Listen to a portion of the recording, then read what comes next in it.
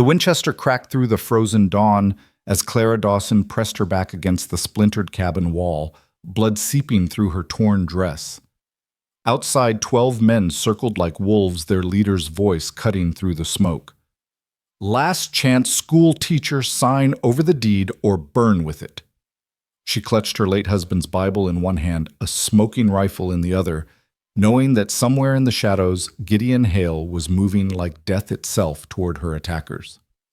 Welcome to Red Hollow, where love and lead fly with equal fury. Stay with me through this tale of frontier justice, and let me know in the comments which town you're watching from. I'd love to see how far this story travels. The November wind howled through Red Hollow like a wounded animal, rattling the loose shutters of the one-room schoolhouse where Clara Dawson stood alone, her fingers trembling as she held the letter that would change everything.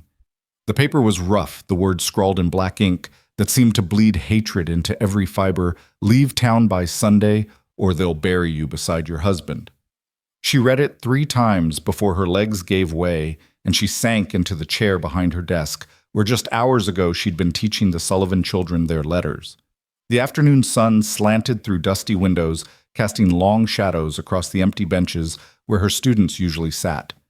Now in this hollow silence, Clara felt the full weight of her isolation pressing down upon her shoulders. It had been 14 months since Thomas died. 14 months of waking to an empty bed, of setting one plate at the table, of pretending his absence was temporary. The consumption had taken him slowly, cruelly, leaving her with nothing but his Bible, a small cabin on the edge of town, and a teaching position that barely kept food on her table. The townspeople tolerated her presence the way they might tolerate a mild rash with discomfort and the hope it would soon pass. Clara pressed her palms against her eyes, fighting back the tears that threatened to spill. She wouldn't cry. Not here, not where anyone passing might see through the windows and report back to the town council that the widow Dawson was finally breaking. They'd been waiting for it, she knew. Waiting for her to prove she was too weak, too emotional, too female to handle the responsibility of educating their children. "Mrs. Dawson." The deep voice from the doorway made her jump, the letter crumpling in her fist as she spun around. A man filled the frame, no more than filled it. He had to duck slightly to clear the lintel, his broad shoulders blocking out most of the fading daylight. Clara's breath caught in her throat as she took in the sight of him, worn leather duster that had seen too many miles, dark, hat pulled low over eyes the color of winter steel, and a face that looked like it had been carved from granite by an artist who understood pain. "I'm sorry," she managed, smoothing her skirts with hands that wouldn't quite steady. "The school day ended an hour ago. If you're here about enrolling a child..." "I'm not." His voice rumbled like distant thunder, and he stepped inside, removing his hat in a gesture that seemed almost foreign to him, as if remembering manners from a different lifetime. "Name's Gideon Hale. I own the ranch about 5 miles north of here." Clara knew the name. Everyone in Red Hollow knew the name. Gideon Hale.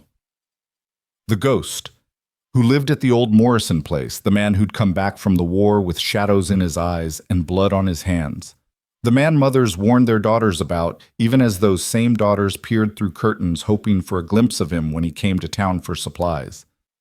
"Mr. Hale." She acknowledged, her fingers still clutching the threatening letter behind her back. "What brings you to the schoolhouse?" He moved further into the room, each step deliberate, measured. Clara noticed how he kept his right hand free, hovering near the Colt on his hip, a gunfighter's habit. When he was close enough that she could smell the leather and trail dust on him, he stopped. "Saw Bert McKenzie leaving here about 10 minutes ago." He said, those steel eyes never leaving her face. Man was grinning like a coyote with a fresh kill, figured that couldn't mean anything good for whoever was still inside. Bert McKenzie. Of course. The man who'd been pressuring her to sell Thomas's land claim for months, now offering insulting prices and getting increasingly aggressive with each refusal. Clara's jaw tightened. "I appreciate your concern, Mr. Hale, but I'm perfectly capable of handling Mr. McKenzie." Something shifted in Gideon's expression. Was that amusement? "That why you're white as fresh snow and shaking like a leaf in a hurricane?" Heat flooded Clara's cheeks. "I am not." He moved so fast she barely saw it, his hand catching her wrist and gently pulling her arm forward, revealing the crumpled letter.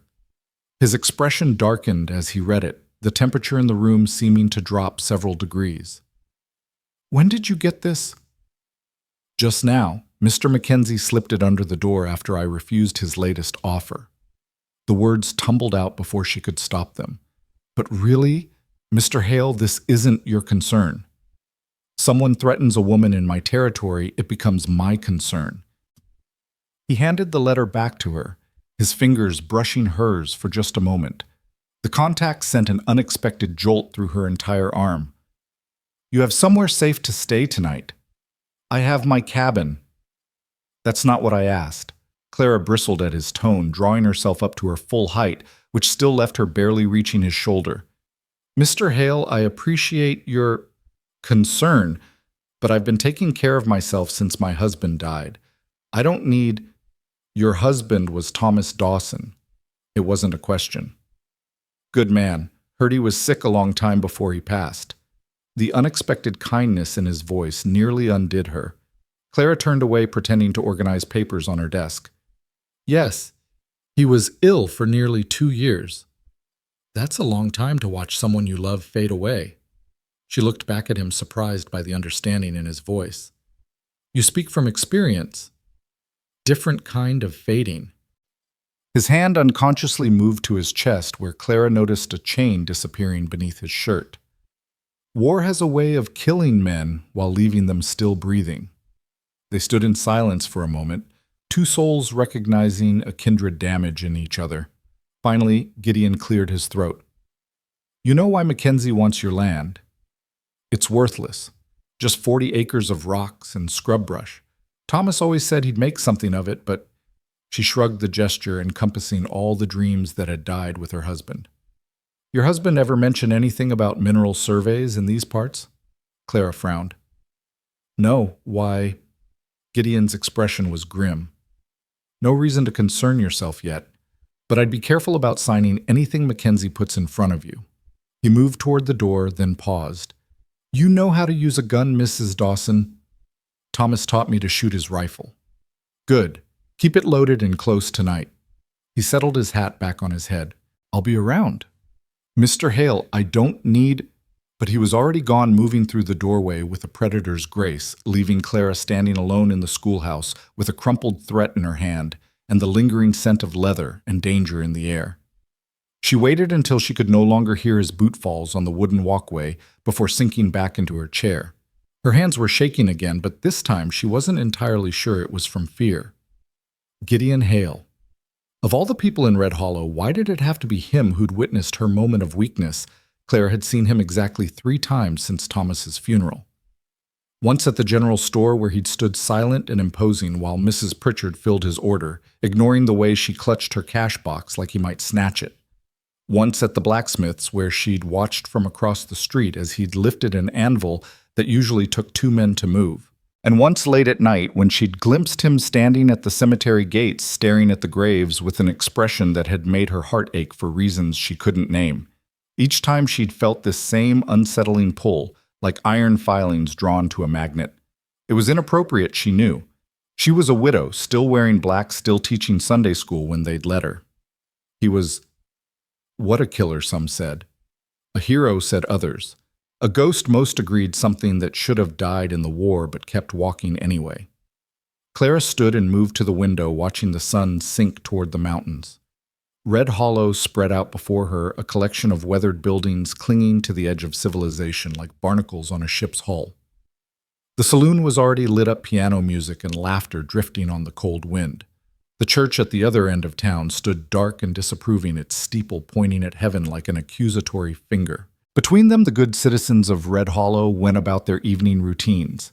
She could see Mrs. Henderson pulling laundry from her line, the doctor's wife walking their ancient hound cowboys, beginning their nightly migration toward whiskey and cards. None of them knew about the letter. None of them would care if they did. Clara had learned that lesson well over the past 14 months. When Thomas first got sick, the church ladies had come with their casseroles and their pity, sitting in her parlor and speaking in hushed tones about God's will in mysterious ways. But as the months dragged on and Thomas lingered, they'd come less frequently. Death, it seemed, was only interesting when it was swift. A slow decline made people uncomfortable, reminded them of their own mortality in ways they didn't care for. By the time Thomas finally breathed his last, Clara had become something of a pariah the woman death had marked, but not quite claimed. The other women looked at her with a mixture of pity and superstition, as if widowhood might be catching. The men looked at her with speculation, wondering how long they should wait before making their intentions known. Bert Mackenzie hadn't waited at all. He'd approached her at Thomas's funeral breath, stinking of whiskey, and offered to take the burden of the land off her hands. She'd slapped him hard enough to knock his hat off right there beside the open grave. The scandal had kept tongues wagging for weeks, but it had also marked her as difficult, ungrateful, unnatural.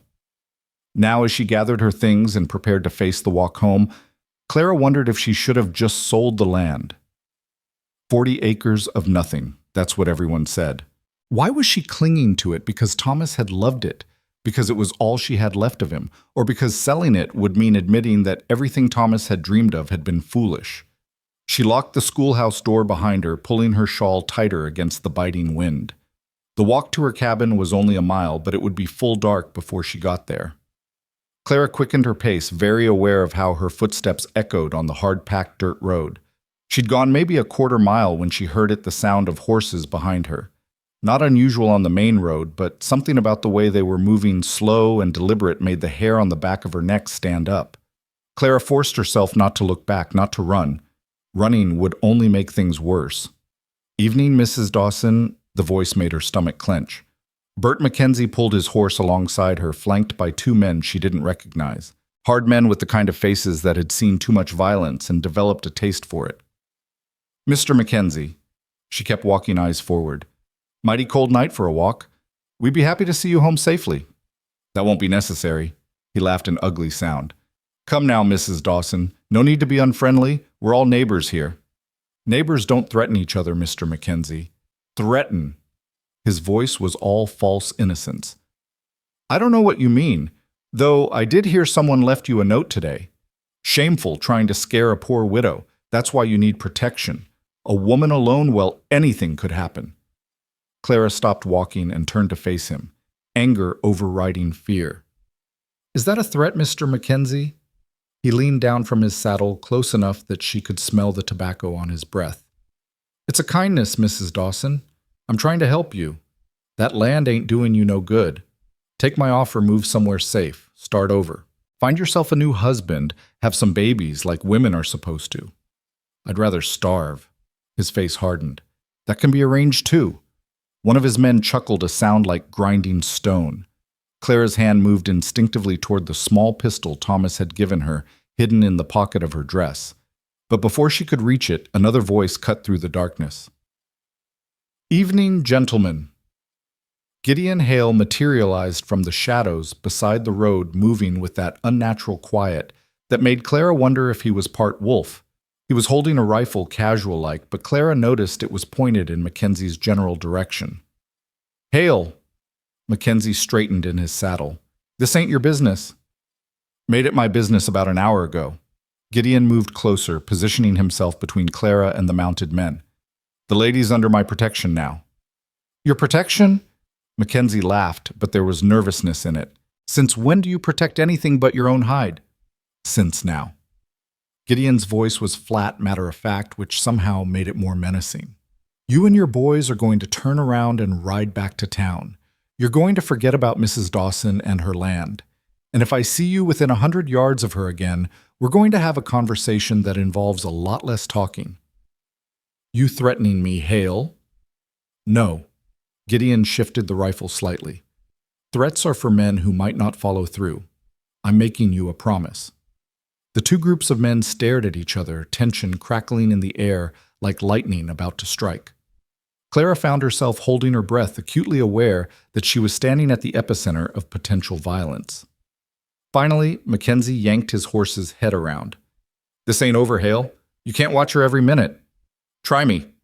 Mackenzie spat into the dirt at Gideon's feet, then spurred his horse back toward town, his men following. They watched until the riders disappeared into the darkness. Then Gideon turned to Clara. "You hurt." She shook her head, not trusting her voice. The adrenaline was fading, leaving her shaky and cold. "Come on." He started walking, clearly expecting her to follow. "I'll see you home." "Mr. Hale." "Gideon?" He glanced back at her.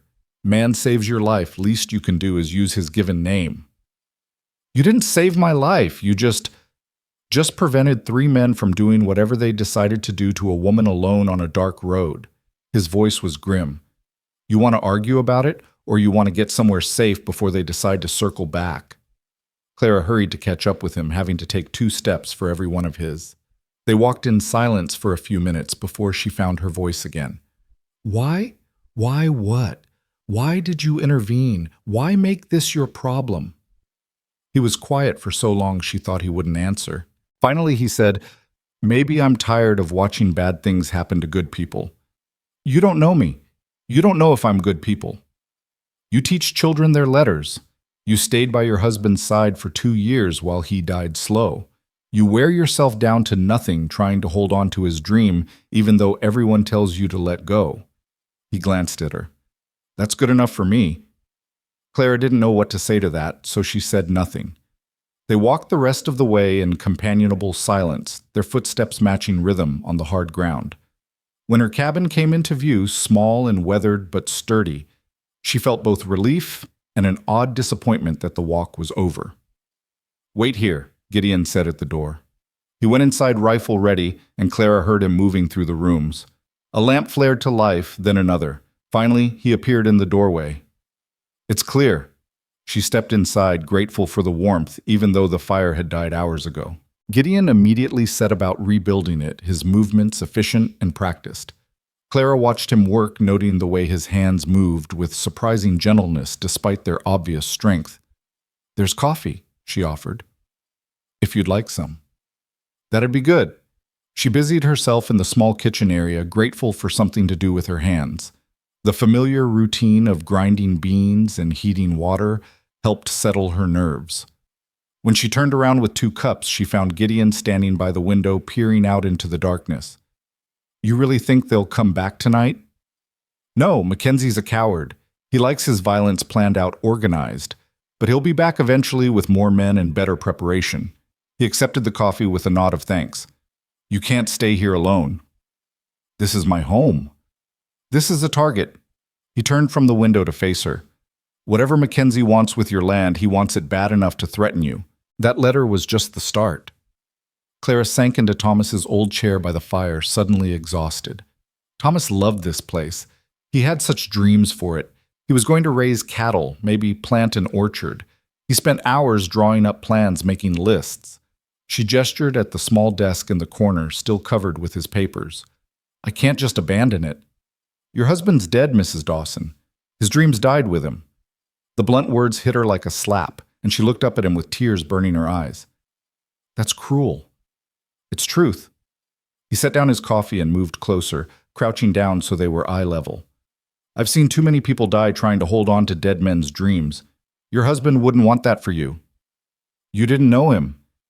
"No, but I know men, and any man worth a damn would rather see his woman live than his land preserved." His woman. The phrase sent an unexpected flutter through Clara's chest. She looked away, focusing on the fire. "Where would I go? I have no family left, no money except what the school pays me." "You could come to my place." The words hung in the air between them, shocking in their implications. Clara's eyes snapped back to his face. "Mr. Hale, Gideon, that would be, highly inappropriate." "So is you being murdered for a piece of land?" He stood, moving back to the window. "I have a big house mostly empty. You could have your own room, come and go as you please. I'd just be providing protection." "People would talk." "People already talk. About me, about you. Difference is, if they're talking about us together, you'd be alive to hear it." Clara stood pacing to the other side of the small room. The offer was insane. She was a respectable widow. He was the town pariah. Moving into his house, even with the most innocent of intentions, would destroy what little reputation she had left. She'd lose her teaching position for certain. But then she thought about Mackenzie's face, about the letter, about the 2 hard men who'd looked at her like she was prey. She thought about waking up to find her cabin on fire, or worse, waking up to find men inside it. "I need time to think," she said finally. Gideon nodded. I'll stay tonight, keep watch. You can decide in the morning. You don't have to. Yes, I do. His tone brooked no argument. I'll be outside if you need me. He moved toward the door, but Clara found herself calling after him. Gideon. He paused, looking back. Thank you. Something softened in his expression just for a moment. Get some rest, Clara. It was the first time he'd used her given name, and the sound of it in his deep voice did something to her insides that she didn't want to examine too closely. She watched him step out into the night, then barred the door behind him. Through the window, she could see him settling against a tree rifle across his knees, a guardian shadow in the darkness. Clara moved to her bedroom, but she knew she wouldn't sleep. Not with danger lurking in the night, and not with Gideon Hale standing watch over her like some frontier angel of death. She sat on the edge of the bed she'd shared with Thomas, running her fingers over his Bible. What would Thomas think of all this? Would he want her to fight for the land he'd loved, or would he want her safe? She tried to summon his face, his voice, but after 14 months, the details were starting to fade. All she could remember clearly was the end, the rattling breath, the fevered eyes, the skeletal hands that had once been so strong. I don't know what to do, she whispered to the empty room. I don't know what you'd want me to do. But Thomas, as he had for the last 14 months, remained silent. Outside, she heard footsteps, multiple sets moving carefully. Her heart jumped into her throat. Then she heard Gideon's voice, low and dangerous. That's far enough, boys. There was a murmured conversation she couldn't make out, then the sound of horses riding away fast. Clara released a breath she didn't know she'd been holding. Whatever had just happened, Gideon had handled it. She lay back on the bed, fully clothed, Thomas's Bible clutched to her chest. Tomorrow she'd have to make a choice. Stay and fight for a dead man's dream, or accept protection from a dangerous man who made her feel things she'd thought had died with her husband. Neither option seemed like salvation. Both felt like different kinds of damnation. But as she lay there in the darkness, listening to the wind howl around the cabin, and knowing that Gideon Hale stood between her and whatever threatened from the night, Clara admitted something to herself that she'd never speak aloud for the first time in 14 months. She didn't feel alone. The thought terrified her more than Mackenzie and his threats ever could. Morning would come soon enough, bringing with it decisions that would change everything. But for now, in this suspended moment between darkness and dawn, Clara allowed herself to feel what she'd been denying since the moment Gideon had appeared in her schoolhouse doorway. A spark of something that might have been hope, might have been desire, or might have been the first stirring of a resurrection she hadn't known she needed. Time would tell which it was. Time and the choices she made when the sun rose over Red Hollow, painting the harsh landscape in shades of gold and blood. For now, she closed her eyes and listened to the sound of footsteps circling her cabin, steady, measured, protective. The tread of a guardian, or perhaps a predator who'd decided she was his to protect. Either way, Clara knew with bone-deep certainty that her life had irrevocably changed the moment Gideon Hale had walked through her door. Whether that change would save or damn her remained to be seen. The first pale light of dawn crept through the frost-covered windows when Clara finally stirred from her restless half-sleep. Her body ached from lying fully clothed on top of the covers, Thomas's Bible still pressed against her chest. Through the thin walls, she could hear Gideon moving around outside the crunch of his boots on frozen ground as he maintained his vigilant patrol. She rose stiffly and moved to the window, peering out through the curtains. He was standing by the well, splashing water on his face, his rifle propped within easy reach. Even in the dim morning light, she could see the exhaustion in the set of his shoulders. He'd been awake all night, watching over her like some devoted guardian she hadn't asked for but desperately needed. Clara smoothed her wrinkled dress and opened the door. The cold hit her immediately, sharp and biting, but Gideon turned at the sound, his hand instinctively moving toward his gun before recognizing her. You should have woken me, she said. You could have taken turns resting. Wouldn't have slept anyway. He picked up his rifle, checking the action with practiced ease. Too many shadows moving around last night. They were testing, seeing how close they could get. How many? 4, maybe 5.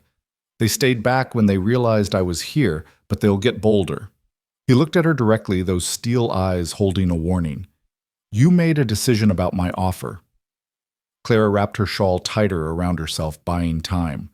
In the harsh light of morning, the idea of moving to his ranch seemed even more scandalous than it had the night before. I need to go to the schoolhouse. The children will be arriving soon. Clara. The way he said her name made her stop. You think Mackenzie's going to let you keep teaching once he realizes you're not backing down? First thing he'll do is convince the town council you're a bad influence. Then you'll have no income, no protection, and nowhere to go. So I should just give up everything. You should be strategic. He moved closer and Clara caught that scent of leather and gunpowder that seemed to cling to him. Come to my ranch. We'll let Mackenzie think he's won that you're running scared. Meanwhile, we figure out why he wants your land so bad, once we know that we have leverage. The word we sent a warm flutter through her chest. When had she last been part of a we? But before she could respond, the sound of approaching horses made them both turn. 3 riders were coming up the trail, and Clara's heart sank as she recognized Mayor Elias Thornton's distinctive gray mare. Inside, Gideon said quietly. Let me handle this. But Clara stood her ground. This is my home. I won't hide. The rider stopped just outside her fence line. Besides the mayor, there was Reverend Mills from the church and Harold Garrett, who headed the school board. All 3 men looked uncomfortable, avoiding her eyes. Mrs. Dawson? The mayor began, then noticed Gideon. His expression hardened. Hale, what are you doing here? Visiting, Gideon replied flatly. The Reverend's face flushed red. Visiting? At this hour, Mrs. Dawson, this is highly inappropriate. More inappropriate than 3 men showing up at a widow's home at dawn. Clara interrupted, surprising herself with the steel in her voice. What can I do for you, gentlemen? Harold Garrett cleared his throat. We've had some concerns raised about your situation. The school board met last night in an emergency session. Clara's stomach dropped. Concerns? Some parents feel that your recent behavior has been erratic, refusing legitimate business offers associating with unsuitable persons. His eyes flicked to Gideon. We think it might be best if you took some time away from teaching. To grieve properly, get your affairs in order. You're firing me. It's a temporary leave of absence, the mayor said smoothly, just until things settle down. And by settle down, you mean until I sell my land to Bert Mackenzie. The 3 men exchanged glances. We don't know anything about that, Reverend Mills said, but his eyes wouldn't meet hers. We're simply concerned about the moral example being set for the children. Gideon laughed a harsh sound that made all 3 men flinch. Moral example. From the 3 of you, that's rich.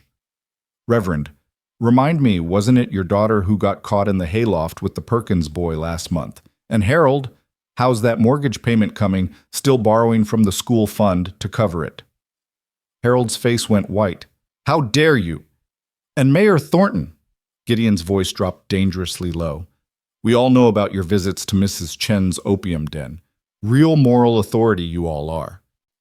The mayor's hand moved toward the pistol on his hip, but Gideon's rifle was already shifting casual but unmistakably threatening. I wouldn't, Elias. You're on private property harassing a widow. How's that going to look when word gets out? No one would believe you, the mayor spat. You're nothing but a killer Hale, a mad dog that should have been put down years ago. Maybe, but I'm a mad dog with very good hearing and an excellent memory. Want to test what else I know about the fine, upstanding citizens of Red Hollow? The silence stretched taut as a bowstring. Finally, the mayor yanked his horse around. Mrs. Dawson, you have until Monday to clear out your things from the schoolhouse, and I'd suggest you think very carefully about the company you keep. The 3 men rode off, leaving Clara standing in her doorway, feeling like the ground had been yanked from beneath her feet. Her teaching position had been the only stable thing in her life, the only source of income, the only reason she had to get up each morning. Clara, Gideon's voice was surprisingly gentle. I'm sorry, I made that worse. She shook her head, tears burning behind her eyes. No, it was always going to end this way. The moment I refused Mackenzie, this was inevitable. She looked up at him. Your offer, is it still open? Always? Then I accept. The words came out steady, decisive. But I have conditions. His eyebrows rose slightly, such as, I pay rent, I won't be a charity case. I'll cook help with the house, whatever's needed to earn my keep. Fair enough. And this arrangement is temporary. Once we figure out what Mackenzie wants and deal with it, I find my own place. If that's what you want. And she hesitated, heat rising in her cheeks. There can be nothing improper between us. I'm still in mourning. Something flickered in his eyes. Amusement, disappointment. Understood. Anything else? Yes. She lifted her chin. You teach me to shoot properly. Not just a rifle. Pistols, too. If I'm going to be in danger, I want to be dangerous right back. Now he definitely looked amused. You sure about that school teacher? I've never been more sure of anything, Mr. Hale. Gideon, he corrected. We're going to be living under the same roof. Might as well use given names. Living under the same roof. The reality of what she'd just agreed to hit Clara like a physical blow. But there was no backing out now. She'd crossed a line and there was no going back. I'll help you pack, Gideon said. We should move you today before Mackenzie hears about this and tries something. They worked in silence for the next hour, Clara carefully wrapping her few precious possessions, Thomas's books, her mother's china, the quilt her grandmother had made. It all fit into 2 trunks and a few boxes, the sum total of 28 years of life. Gideon loaded everything onto his wagon with the same careful attention he seemed to bring to everything. As she took one last look around the cabin, Clara's eyes fell on Thomas's desk, still covered with his plans and dreams. On impulse, she gathered all the papers, stuffing them into a leather satchel. Might be something useful in there, Gideon observed. Or might just be the fantasies of a dying man, Claire replied, surprised by the bitterness in her own voice. Sometimes those are the same thing. The ride to Gideon's ranch took them through terrain Clara had never explored, following a narrow trail that wound up into the foothills. The landscape grew wilder, more beautiful, with towering pines and glimpses of snow-capped peaks in the distance. It's isolated, Gideon said, perhaps sensing her thoughts. Nearest neighbor is 8 miles, but that also means it's defensible. Only one road in and I'll hear anyone coming long before they arrive. The house, when it finally came into view, took Clara's breath away. It wasn't what she'd expected at all. Instead of some rough bachelor's cabin, it was a proper 2-story farmhouse with a wraparound porch and glass windows that caught the morning sun. There were signs of neglect, peeling paint, a broken shutter, but the bones were solid, beautiful even. You built this. Previous owner did. Man named Morrison. He had big dreams too, brought his wife out from Boston. She lasted 1 winter before the isolation drove her mad. They went back east, sold me the place for next to nothing. Clara could understand why isolation might drive someone mad. The silence out here was complete, almost oppressive. No neighbors to gossip with, no church bells, no children playing. Just the wind in the pines and the distant cry of a hawk. Your room's upstairs, Gideon said as he helped her down from the wagon. First door on the right. It's got the best view of the mountains. The inside of the house was as surprising as the outside. Clean, if Spartan, with good furniture covered in dust sheets and books, lining one entire wall of the main room. There was a stone fireplace big enough to roast an ox and a kitchen that would have made any farm wife weep with envy. You live here alone? Clara couldn't hide her amazement. Have for 3 years now. He carried her trunks upstairs with no apparent effort. Never saw the point in using most of it. The room he designated as hers was lovely, with a 4-poster bed, a wardrobe, and a writing desk positioned to catch the morning light. Through the window, she could see mountains painted purple in the distance, and closer, a meadow where wildflowers would bloom come spring. It's perfect, she said softly. Good. Take your time settling in. I'll be in the barn if you need me. He paused at the door. Clara, you did the right thing. Whatever people say, whatever happens next, you did the right thing. After he left, Clara sat on the bed trying to process how dramatically her life had changed in less than 24 hours. Yesterday morning, she'd been a respectable widow, teaching school, maintaining her position in society, even if that position was precarious. Now she was a fallen woman living with a man who wasn't her husband, cast out from the only community she'd known. But she was also, for the first time in over a year, not actively afraid. The house felt solid around her, protective. And Gideon felt like a wall between her and the world's cruelty. She unpacked slowly, hanging her few dresses in the wardrobe, placing Thomas's Bible on the nightstand. When she opened the satchel of Thomas's papers, intending to stuff them in a drawer, a folded document fell out that she didn't recognize. It was a mineral survey dated just 2 months before Thomas had died. Her hands trembled as she read it. According to the survey, her 40 acres sat on top of one of the richest silver veins in the territory. The estimated value was astronomical enough to make whoever owned it wealthy beyond imagining. "Thomas," she whispered, you knew, and you didn't tell me. But why? Why keep this secret? Unless he'd known he was dying and hadn't wanted to burden her with defending it. Or maybe he'd planned to tell her but ran out of time. Or maybe Clara Dawson, Gideon's voice from downstairs, interrupted her spiraling thoughts. "You might want to come down here." She quickly hid the survey under her mattress and hurried downstairs. Gideon was standing at the front window, rifle in hand, watching a dust cloud approaching on the road.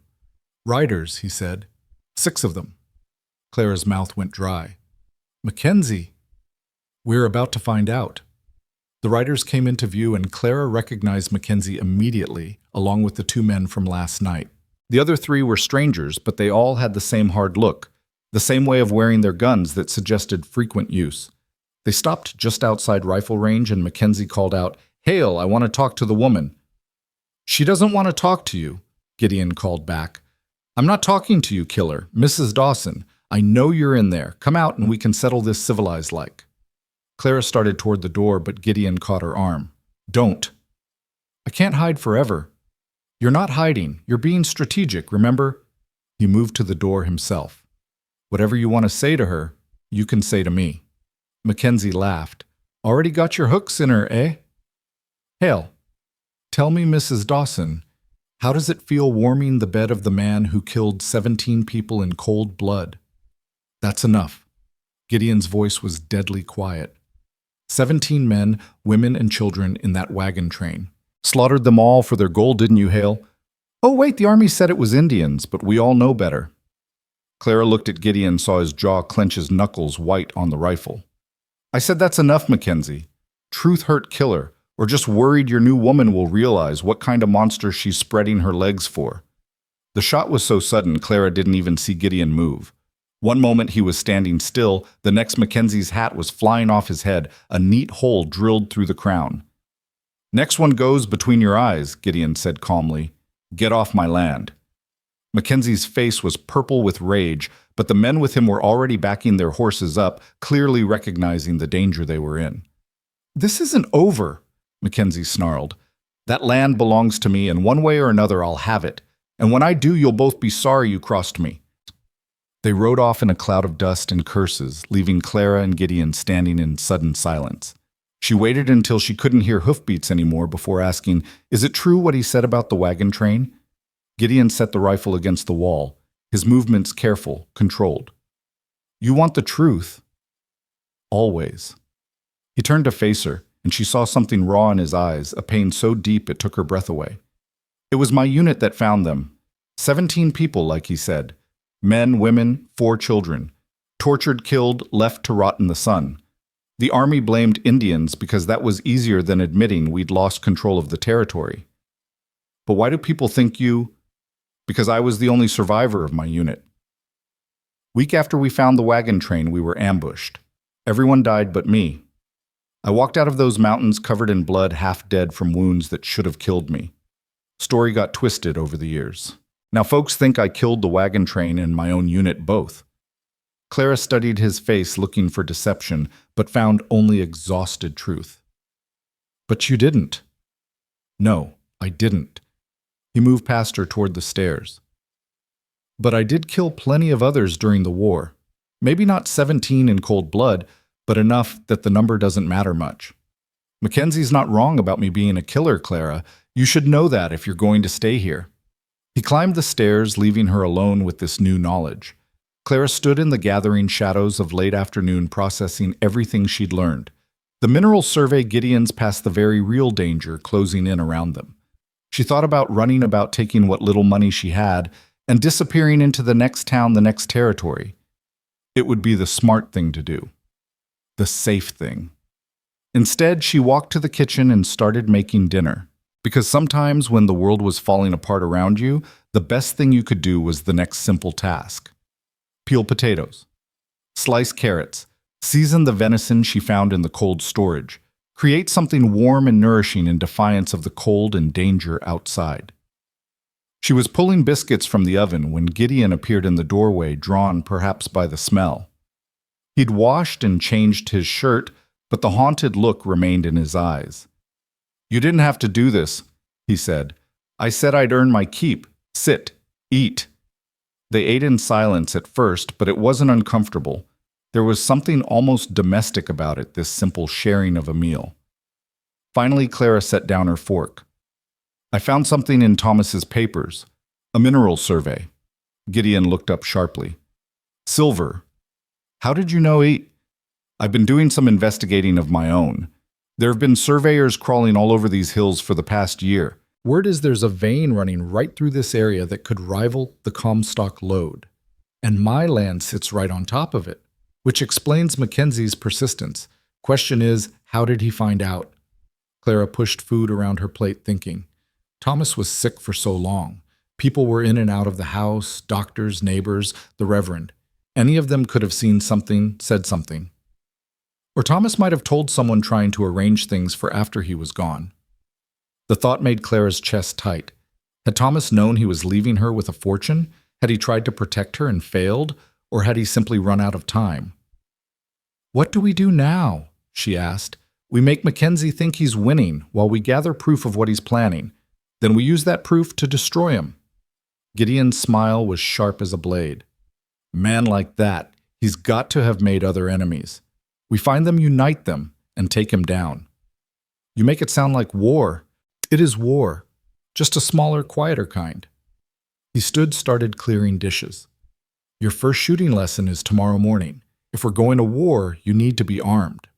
That night, Clara lay in the unfamiliar bed, listening to the unfamiliar sounds of the house settling around her.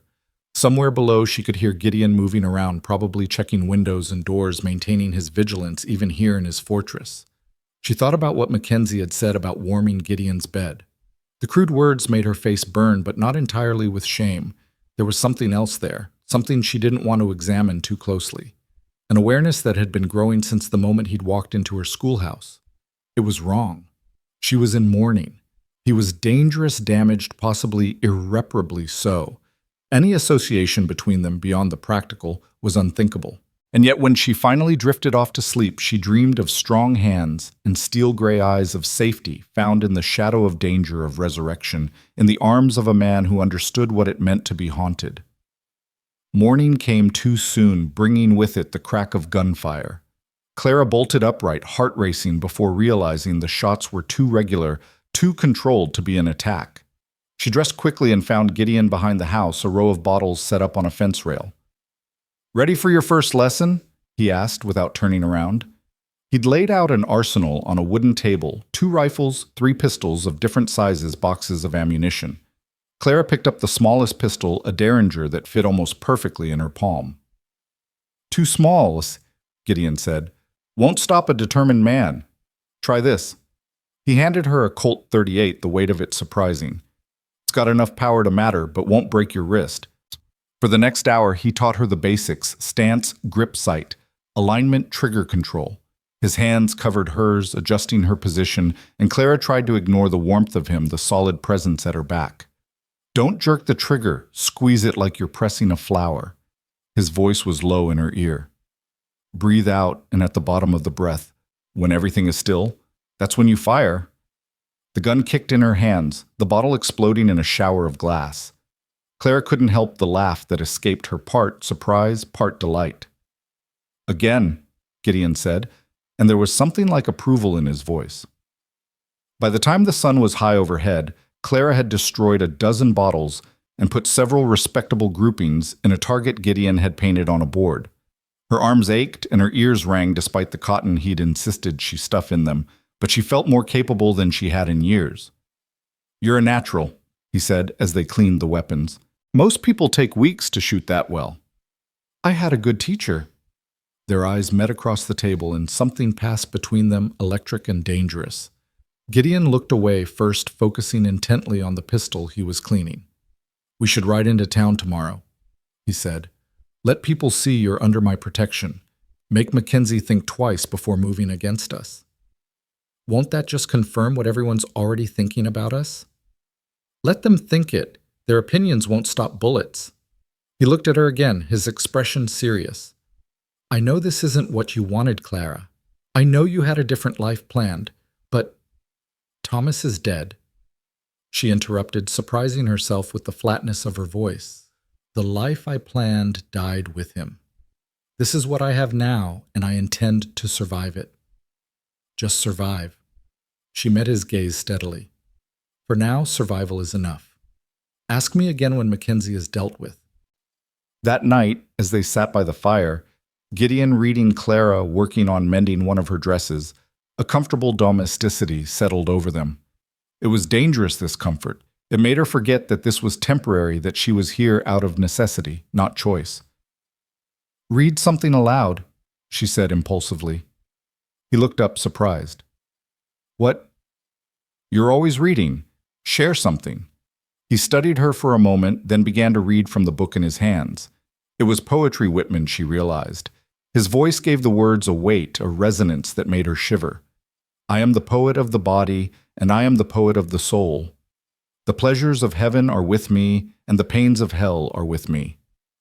She let the words wash over her, watching the firelight play across his features. He was handsome, she admitted to herself. Not in the classical sense, his face was too weathered, too marked by violence for that. But there was something compelling about him, something that drew her like a moth to flame. Dangerous thoughts. She forced herself to focus on her sewing, but her awareness of him remained a constant pull she couldn't quite ignore. The next morning brought rain, heavy and cold, turning the road to mud. They postponed the trip to town, instead spending the day on indoor tasks. Clara explored the house more thoroughly, finding rooms full of furniture covered in dust sheets, a library with more books than she'd ever seen outside a city, and in the attic trunks full of someone else's life. "Morrison's wife," Gideon said when she asked. "She left everything. Said she wanted no reminders of this place." Clara pulled out a dress, silk and lace, far too fine for frontier life. There were dozens more, along with jewelry, perfumes, all the trappings of a woman trying to maintain civilization in the wilderness. "You can have them if you want," Gideon offered. "No use letting them rot." "I couldn't. They're not mine. They're nobody's." "Might as well get some use." He lifted out a green velvet dress, holding it up to her. "This would suit you." The gesture was unexpectedly intimate, and Clara felt heat rise in her cheeks. "It's too fine. Where would I wear such a thing? Maybe when this is over, we'll have reason to celebrate." "We." There was that word again, binding them together in ways that went beyond their current arrangement. Clara took the dress, running her fingers over the soft fabric. "Maybe," she agreed softly. That evening, the rain still falling steadily, they heard horses approaching. Gideon was at the window, instantly rifle ready, but then his posture relaxed slightly. "It's Sam McKay," he said. "Old friend. Probably the only one I've got left." Sam turned out to be a grizzled mountain man with a beard that had never met a comb and eyes that missed nothing. He shook water from his coat like a dog grinning at Gideon. "Heard you'd taken in a boarder," he said, his eyes finding Clara. "Ma'am, Sam McKay at your service."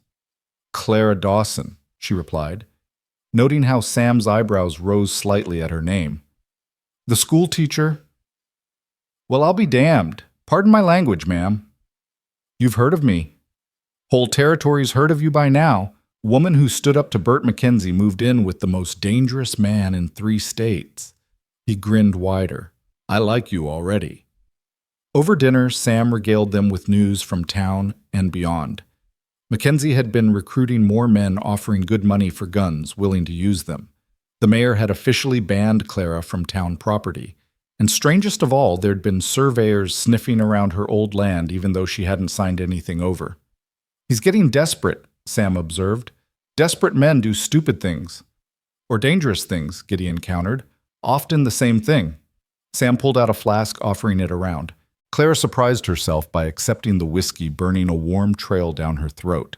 You two got a plan? Working on it, Gideon said. Need to find out who else Mackenzie has hurt, build some allies. Well, you can count me as one. Never liked that snake. Sam looked between them, something knowing in his expression. You two make a good team. Anybody can see that. Clara felt her face heat and stood abruptly. I should check the windows upstairs, make sure the rain isn't getting in. She fled before either man could respond, her heart beating too fast. Sam's observation had hit too close to something she wasn't ready to acknowledge. She and Gideon did work well together, moved around each other with an ease that usually took years to develop. It was dangerous, this compatibility. It made her think things might be possible that absolutely were not. When she came back downstairs, Sam was leaving, pulling on his still wet coat. You take care, ma'am. And Gideon? Don't let your guard down. Mackenzie's got something planned. I can feel it. After Sam left, Clara and Gideon stood in the doorway, watching his form disappear into the rainy darkness. He's right, Gideon said quietly. Mackenzie won't wait much longer. Then we need to move first. He looked down at her, something unreadable in his expression. You sure you're ready for this? Once we start, there's no backing down. Clara thought about the mineral survey hidden upstairs, about Thomas's dreams, about the life that had been stolen from her piece by piece. Then she thought about the man standing beside her, dangerous and damaged, but solid as bedrock. I'm ready, she said, and meant it. The war for Red Hollow was about to begin in earnest. The morning after Sam's visit dawned clear and cold, the rain having washed the air clean. Clara found Gideon already at the kitchen table, papers spread before him, including what looked like a map of the town and surrounding territories. He'd been up all night again, she could tell from the stubble on his jaw and the tired set of his shoulders. Coffee's fresh, he said without looking up. She poured herself a cup and joined him at the table, studying the documents. Red circles marked various properties around Red Hollow, with lines connecting them in a pattern she couldn't quite decipher. What is this? Every piece of land Mackenzie has acquired in the past 2 years. His finger traced the connections. Notice anything? Clara studied the map more carefully, and then she saw it. The properties formed a rough line, all following what looked like a geological survey mark. They're all along the same path. The Silver Vein. He's been buying up land along the entire stretch using different names, different companies. Your husband's 40 acres sit right in the middle of it all. Without that piece, he can't file a comprehensive claim. How did you get all this information? A ghost of a smile touched his lips. I have my ways. The question is, what do we do with it? Before Clara could answer, the sound of approaching riders made them both tense. Gideon moved to the window, then relaxed slightly. It's the sheriff, Tom Bradley. He's alone. Sheriff Bradley was a tall, lean man with prematurely gray hair and the careful movements of someone who'd survived by never making sudden gestures. He dismounted slowly, keeping his hands visible, clearly aware he was in Gideon's sights. Hale, he called out. Just want to talk. Official business. Gideon opened the door but didn't invite him in. What kind of official business? The kind that concerns Mrs. Dawson. Bradley's eyes found Clara behind Gideon. Ma'am, I need to inform you that there's been a complaint filed. Theft of property. What? Clara pushed past Gideon. What property? According to Mr. Mackenzie, you took documents from your husband's estate that rightfully belonged to him as the holder of a lien against the property. That's a lie. Thomas never borrowed money from Mackenzie. Bradley pulled out a paper. I've got a document here says otherwise. Signed and witnessed dated 6 months before your husband's passing. Says Thomas Dawson borrowed $500 against his land claim. Clara's hand shook as she took the paper. The signature looked like Thomas's, but something was off. The way he formed his letters, the slant of the writing. This is forged. That's a serious accusation, ma'am. It's the truth. She looked at the witnesses' names. One made her blood run cold. Reverend Mills witnessed this. The same Reverend Mills who just helped fire me from my teaching position. Bradley shifted uncomfortably. I'm just here to serve notice, ma'am. You've got 3 days to either produce the stolen documents or prove this lien is fraudulent. Otherwise, I'll have to arrest you. For what? Gideon's voice was dangerously quiet. Theft and fraud. Bradley backed toward his horse. I don't like this any more than you do Hale, but the law is the law. The law, Gideon said flatly. When has the law ever been anything but a tool for men like Mackenzie? Bradley mounted his horse. 3 days, Mrs. Dawson. I'd suggest you find yourself a good lawyer. He paused. And Hale Mackenzie's got 8 new guns in town. Professional killers from Kansas. Whatever you're planning, be careful. After the sheriff rode off, Clara sank into a chair, the forged document crumpled in her fist. He's going to win, isn't he? He has the money, the men, the influence. What do I have? You have me. Gideon knelt beside her chair, his hand covering hers. And you have the truth. Sometimes that's enough. The truth doesn't stop bullets. No, but it can destroy a man's reputation, his alliances. Mackenzie's built his power on lies. We expose those lies, we bring him down. He stood pulling her up with him. Get dressed in your best clothes. We're going to town.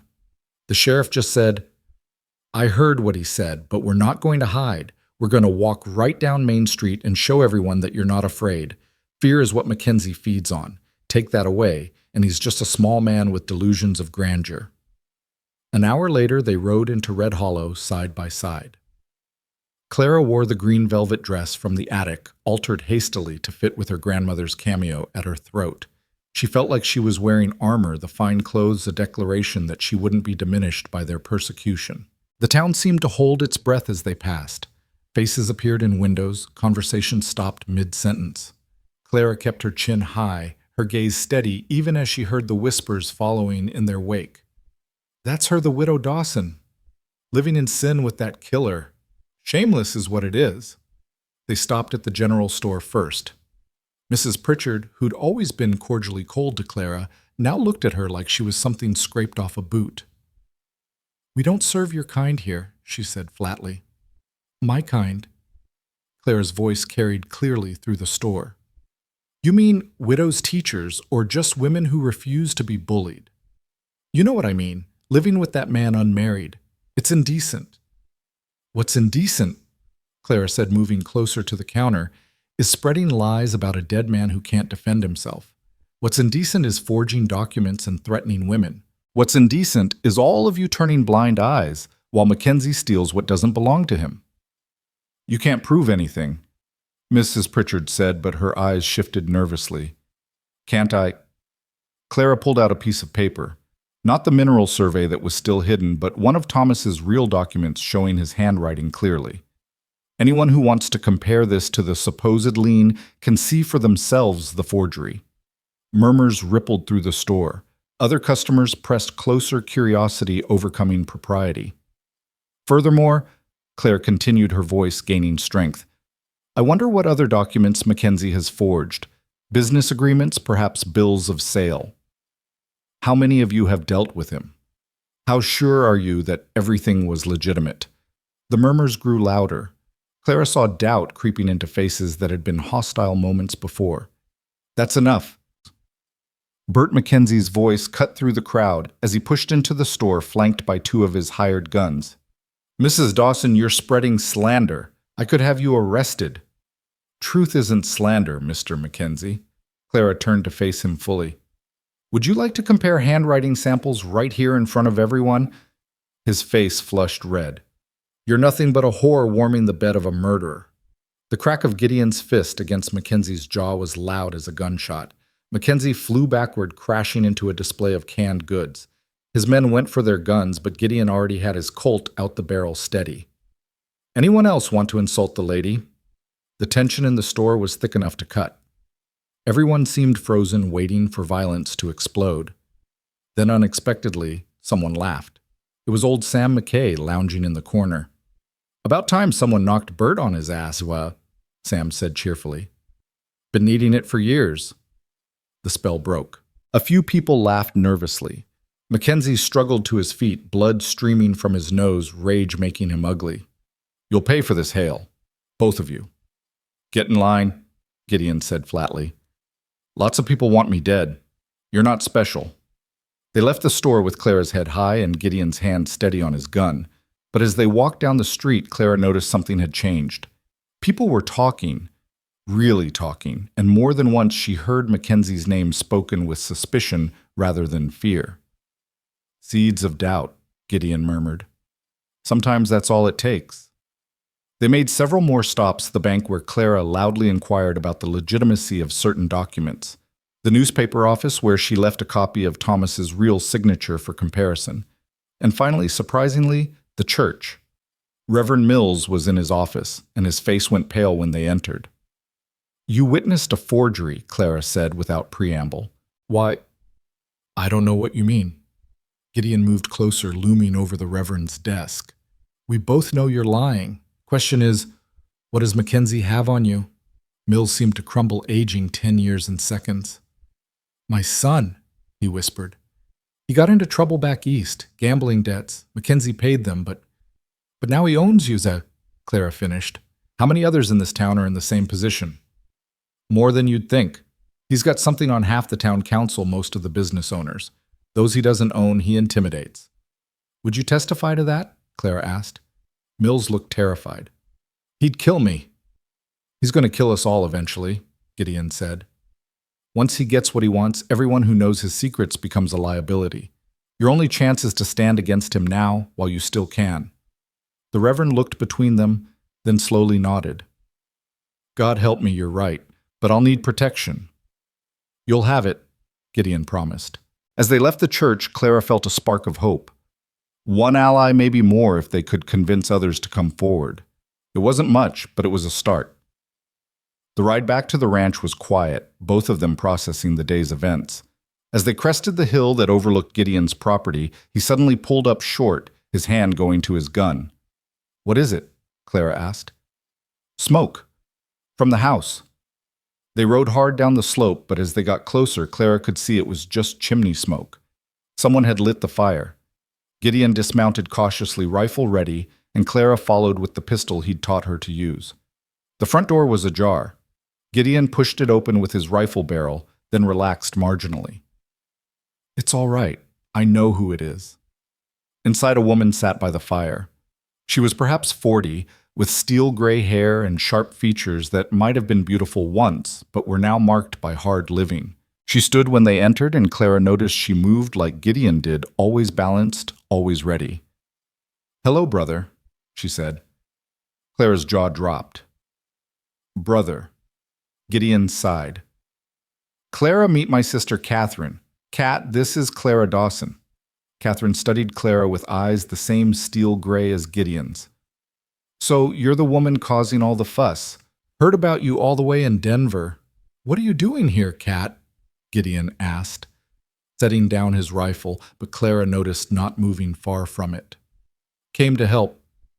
Word is you've got yourself a war brewing with Bert Mackenzie." She smiled, sharp as a blade. "Couldn't let you have all the fun. This isn't your fight. You're my brother. Your fights are my fights." She turned that sharp smile on Clara. "Besides, I'm curious about the woman who finally got Gideon Hale to care about something other than his own ghosts." Heat flooded Clara's cheeks. "It's not like that. He's just protecting me." "Is that what they're calling it these days?" Catherine laughed. "Honey, I've seen my brother look at a lot of things. Enemies, friends, guns, horses. He's never looked at any of them the way he looks at you." "Cat," Gideon warned. "What?" "Someone needs to say it. You two are dancing around each other like teenagers at a church social. Meanwhile, there's a war coming." She moved to the window, checking angles like a soldier. "How many men does Mackenzie have?" 8 new guns plus his regular crew, maybe 15 total." Catherine whistled low. "And you've got me, Sam McKay if needed. Maybe the Reverend, though. I doubt he'd be much use in a fight." "And me," Clara said firmly. Both Hales looked at her. "You're not fighting," Gideon said. "Yes, I am. This is my land, my fight. I'm not going to hide while others risk their lives for me." "You've had exactly 3 shooting lessons," he pointed out. "Then give me more." She turned to Catherine. "Will you help teach me?" Catherine grinned. "I like her, Gid. She's got spine." "She's going to get herself killed." "Maybe, but at least she'll die fighting for something." Catherine's expression grew serious. "That's more than most get." They spent the rest of the afternoon planning Catherine proving to be a tactical genius. She'd fought in range wars before knew how men like Mackenzie thought, how they operated. "He'll try to draw you out," she said, sketching positions on Gideon's map. "Make you come to him where he's got the advantage. We need to flip that make him come to us." "How?" "Bait." Catherine looked at Clara. "He wants the land, but more than that, he wants to hurt you for defying him. Men like him can't stand being challenged by a woman. So I make myself a target. In a controlled way, yes." Gideon stood abruptly. "No, absolutely not." "It makes sense," Clara said slowly. "If I'm in town visible, he'll have to act. But if we choose the ground—" I said no. His voice was harder than she'd ever heard it. "I won't use you as bait." "It's not your decision to make." They stared at each other across the table, wills clashing like swords. Catherine watched with interest, clearly enjoying the display. "You promised to follow my lead in this," Gideon said finally. "In protecting me, yes. But this is strategy, and your sister is right. We need to force Mackenzie's hand before he's ready. There has to be another way." Clara stood moving around the table to face him directly. Without thinking, she reached up and touched his face, feeling the tension in his jaw. "You can't protect me from everything, Gideon. Sometimes the only way through danger is straight into it." He caught her hand, holding it against his cheek. "If something happens to you, it won't. You won't let it." Catherine cleared her throat. "Well, now that we've established that you two are desperately in love with each other, can we get back to planning?" They jumped apart, Clara's face burning. "We're not—" "Save it," Catherine said, waving a hand. "I've got eyes. Now here's what we're going to do." The plan was simple in concept, complex in execution. Clara would go to town tomorrow for the deadline on the supposed theft charges. She'd be visible, defiant, practically daring Mackenzie to act. Meanwhile, Gideon and Catherine would position themselves strategically, ready to intervene when Mackenzie made his move. "He won't be able to resist," Catherine said confidently. "His pride won't let him, and pride is always a man's downfall." That night, after Catherine had retired to one of the unused bedrooms, Clara found Gideon standing on the porch, staring out into the darkness. "You're angry with me," she said. "I'm terrified for you." He didn't look at her. "I've lost everyone I've ever cared about. I can't—" He stopped, jaw clenching. Clara moved beside him, close enough to feel his warmth. "You won't lose me." "You can't promise that." "No," she admitted. "But I can promise that hiding won't save me. Mackenzie won't stop. The only way to survive this is to win it." He finally looked at her, and the raw emotion in his eyes took her breath away. "When did you become so brave?" "When you showed me I could be." They stood there in the darkness, the space between them charged with unspoken words. Clara wanted to lean into him to close that small distance and find comfort in his strength. But she held back, aware that crossing that line would change everything. "Clara," he said softly. "Yes." "After this is over, when you're safe, why—" He paused, seeming to struggle with words. "Would you consider staying—" Her heart hammered against her ribs. "Gideon, not as my tenant, as my—" He stopped again, frustration clear on his face. "I'm no good at this." "At what?" "At saying what I mean, what I feel." He turned to face her fully. "I look at you and I see a future I thought I'd never have. A reason to be something more than a ghost wandering through life. But I don't know how to say that without sounding like a fool." Clara's eyes burned with sudden tears. "You don't sound like a fool. You sound like a man who's been alone too long." "Is that what I am?" "Among other things." She took a breath, gathering courage. "You're also the man who makes me feel safe, who makes me feel strong, who makes me remember I'm more than just a widow, more than just what this town thinks I am." He reached for her, then his hand cupping her cheek with infinite gentleness. "You're everything, Clara. Everything." She leaned into his touch, closing her eyes. "We should wait until after—" "I know." His thumb stroked her cheekbone. "But after—" "After," she promised, opening her eyes to meet his. "We'll see what after brings." He leaned down, and for a moment she thought he would kiss her. Instead, he pressed his forehead to hers, breathing her in like she was air and he'd been drowning. I won't let him hurt you, he whispered. I know. They stood like that for a long moment, holding each other without holding each other, making promises without words. Finally, reluctantly, they stepped apart. You should rest, he said. Tomorrow will be difficult. She nodded, moving toward the door. At the threshold, she paused. Gideon, thank you for everything. Don't thank me yet. We haven't won. We will, she said with more confidence than she felt. We have to. Inside, she found Catherine sitting at the kitchen table cleaning a truly impressive array of weapons. So, Catherine said without looking up, how long have you been in love with my brother? Clara considered denying it, then sank into a chair with a sigh. I don't know. Maybe since the beginning. Maybe since he stood between me and Mackenzie's men on that dark road. And him. You'd have to ask him, Catherine snorted. Don't need to. It's written all over his face every time he looks at you. She set down the gun she was cleaning and looked at Clara directly. He was married once. Did he tell you? Clara's stomach dropped. No. Her name was Mary. Sweet little thing, pretty as a picture. They were 17, both of them, when they wed. She died in childbirth a year later, along with the baby. Catherine's voice was matter-of-fact, but her eyes were sad. He blamed himself. Said if he'd gotten the doctor sooner, if he'd had more money for proper care, if he'd done 100 different things, they might have lived.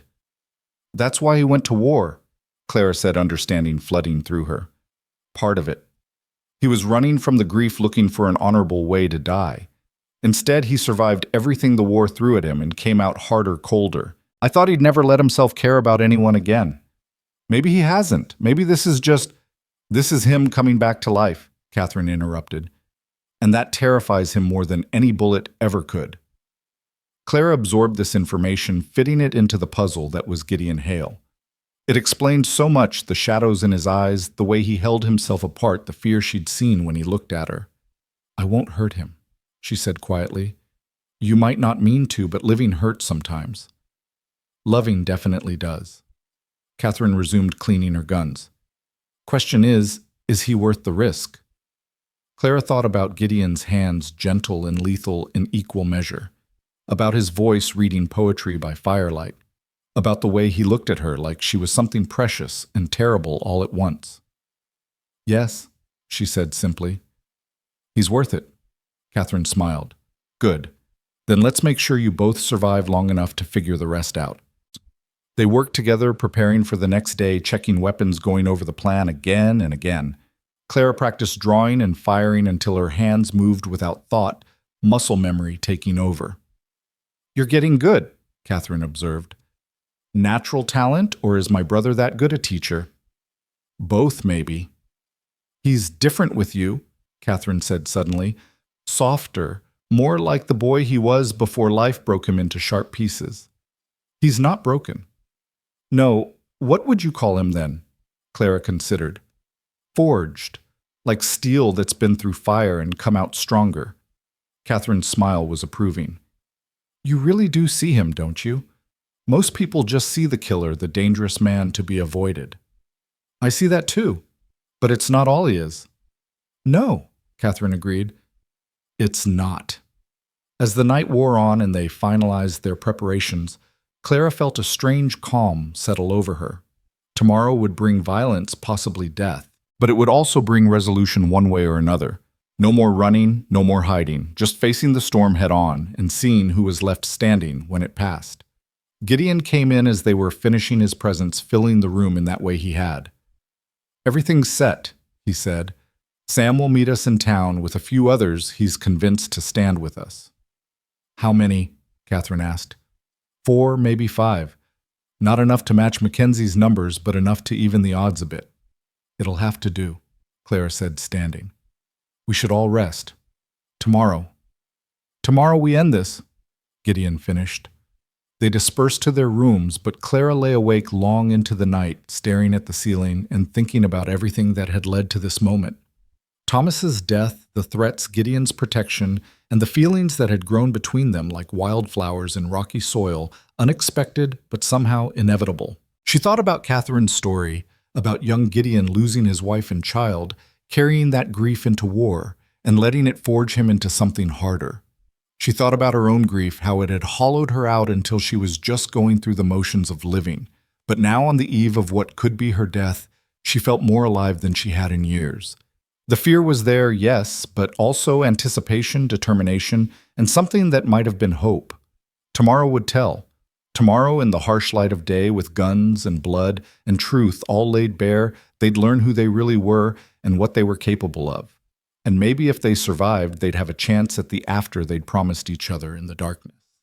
Clara closed her eyes and tried to sleep, knowing that morning would come too soon, bringing with it a reckoning that had been building since the day Bert Mackenzie had slipped that first threat under her door. The war for Red Hollow was about to reach its climax, and Clara Dawson, widow teacher, unlikely warrior, would be at its center, standing beside a man who'd taught her that sometimes the only way to survive was to become someone stronger than you ever thought possible. Dawn came like a held breath, the sky lightening reluctantly, as if the sun itself was hesitant about what this day would bring. Clara dressed carefully in her plainest dress, dark blue wool, that wouldn't show blood if it came to that. She pinned her hair severely back, loaded the Colt that Gideon had given her, and tucked Thomas's Bible into her pocket. If she was going to die today, she'd have both protection and faith with her. Downstairs, she found Gideon and Catherine already armed and ready. They ate breakfast in tense silence, the scrape of forks against plates unnaturally loud. Finally, Gideon pushed his plate away and stood.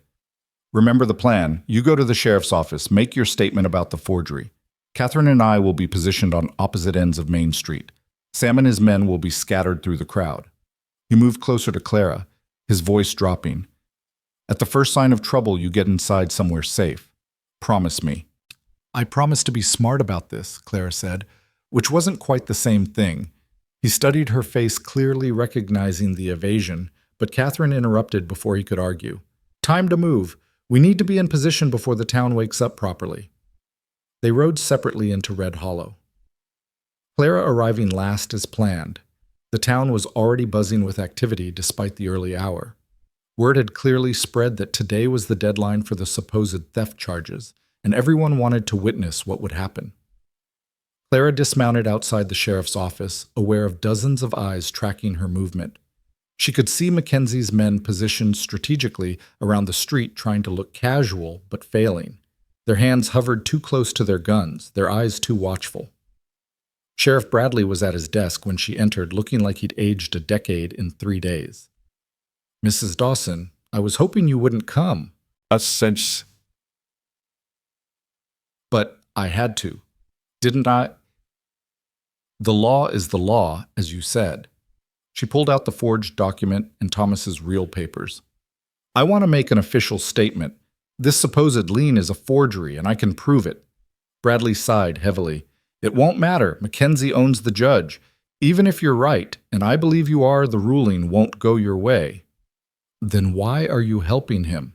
"Because I have a wife and 3 children, and I'd like them to stay alive." He looked up at her with haunted eyes. "You should run, Mrs. Dawson. Take whatever Hale's offered you and disappear. This won't end well." "No," Clara agreed.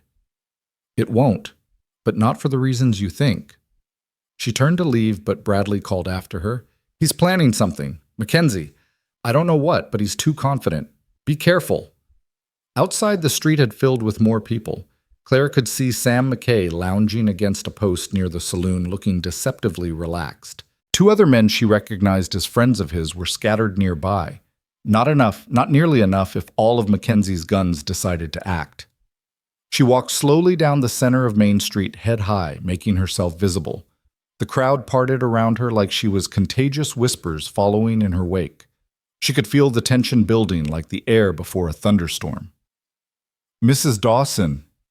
She turned to find Mackenzie emerging from the bank, flanked by 4 of his hired guns. He was dressed in his best suit, trying to look respectable, but there was something wild in his eyes, something that had passed beyond reason. "Mr. Mackenzie," she acknowledged, "I hear you're claiming that lien is forged." "Because it is."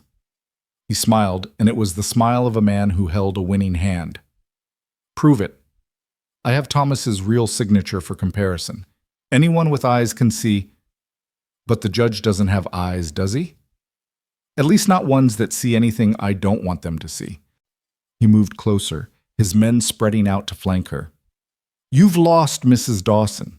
The question now is whether you lose gracefully or whether things get unpleasant. Clara's hand moved toward her pocket, where the Colt rested heavy against her hip. Define unpleasant. Well, for starters, your protector might have an accident. Tragic, really. Man with his reputation, so many enemies. Who could say which one finally got lucky? If anything happens to Gideon, you'll what kill me. Mackenzie laughed. You're a schoolteacher, Mrs. Dawson. A widow playing at being dangerous. You don't have the stomach for real violence. Clara drew the Colt in one smooth motion, just as Gideon had taught her, pressing the barrel against Mackenzie's soft belly before his men could react. Would you like to test that theory? The street went silent, everyone frozen in tableau. Mackenzie's face had gone white, his eyes wide with shock. His men had their hands on their guns, but hadn't drawn, uncertain. You wouldn't, he whispered. Thomas is dead because of you. Clara said, her voice steady despite the rage building in her chest. You and your schemes, your pressure, your threats. He was sick dying, and you couldn't even let him have peace. You haunted his last days with your greed. You did. Maybe not directly, but you killed him just the same. And now you want to steal his land, his dream, the last thing he left me. She pressed the gun harder into his stomach. So yes, Mr. Mackenzie, I would. The question is whether your men are fast enough to stop me before I pull this trigger. Movement caught her eye, more men emerging from buildings, all armed, all focused on her. She counted quickly. 12, maybe more, too many. Even with Gideon and Catherine and Sam, too many. Ah, Mackenzie said, some confidence returning. You see it now, don't you? The real trap. Did you think I'd face you with just 4 men? I own this town, Mrs. Dawson. Every gun here answers to me. Not every gun. Gideon's voice came from above, and Clara glanced up to see him on the roof of the general store rifle aimed at Mackenzie's head. Catherine appeared on the opposite roof, similarly armed. Sam and his men stepped out of concealment, guns drawn. Looks like a standoff, Gideon called down. Your move, Mackenzie. But Mackenzie was smiling again, that terrible, confident smile. Is it boys show Mr. Hale what we prepared for him? 2 of Mackenzie's men dragged someone from the alley beside the bank. Clara's heart dropped when she recognized Reverend Mills, beaten bloody, a gun pressed to his temple. Insurance, Mackenzie said. See, I knew the good Reverend had developed a conscience, couldn't have him testifying, could I? So here's what's going to happen. Mrs. Dawson is going to sign over her land. Hale and his sister are going to ride out of town and never come back, and everyone walks away alive. You bastard, Clara breathed. I'm a businessman. This is business. He raised his voice. You've got 30 seconds to decide. Then my man puts a bullet in the Reverend's head. After that, well, things get messy for everyone. Clara looked up at Gideon, saw the calculation in his eyes. They could fight, but innocents would die. The Reverend, certainly, probably others caught in the crossfire. It was exactly the kind of leverage Mackenzie would use. 20 seconds. Her mind raced. There had to be another way, something they hadn't considered. Then she felt the paper in her pocket, not Thomas's Bible, but the other document, the mineral survey. 10 seconds. Wait. Clara pulled out the survey, holding it high. You want this, don't you? The real survey showing where the silver is. Mackenzie's eyes locked onto the paper with naked greed. Give it to me. Let the Reverend go first. The paper first. Together then. On 3. She counted, and on 3 tossed the paper toward Mackenzie as his men shoved Mills forward. The Reverend stumbled, falling to his knees in the dirt. But as Mackenzie bent to grab the survey, Clara saw Catherine shift her position slightly. The shot was perfect, hitting Mackenzie's reaching hand and sending the paper flying. He screamed, clutching his bleeding fingers, and then everything exploded into chaos. Gideon's rifle cracked, dropping one of Mackenzie's men. Catherine took another. Sam and his friends opened fire, and suddenly Main Street became a battlefield. Clara grabbed Reverend Mills, dragging him behind a water trough as bullets filled the air like angry hornets. Are you all right? She shouted over the gunfire. Mills nodded, though he was shaking. I'm sorry. I tried to stand up to him, but it doesn't matter now. Clara checked her Colt counting shots. Can you run? I think so. When I say we go for the church. Ready. She waited for a lull in the firing, then shouted, now. They ran Clara firing behind them to cover their retreat. A bullet tugged at her skirt, another whistled past her ear, but they made it to the church doors and tumbled inside. Through the windows, Clara could see the battle raging. Gideon had abandoned his roof position and was moving through the street like death incarnate, never missing, never hesitating. Catherine matched him on the other side, the siblings working in perfect synchronization. But there were still too many enemies. We have to help, Clara said. You've done enough, Mills gasped. This is my fault. If I hadn't been weak, stop. Clara checked her ammunition. 4 shots left. Everyone's been weak at some point. What matters is what we do now.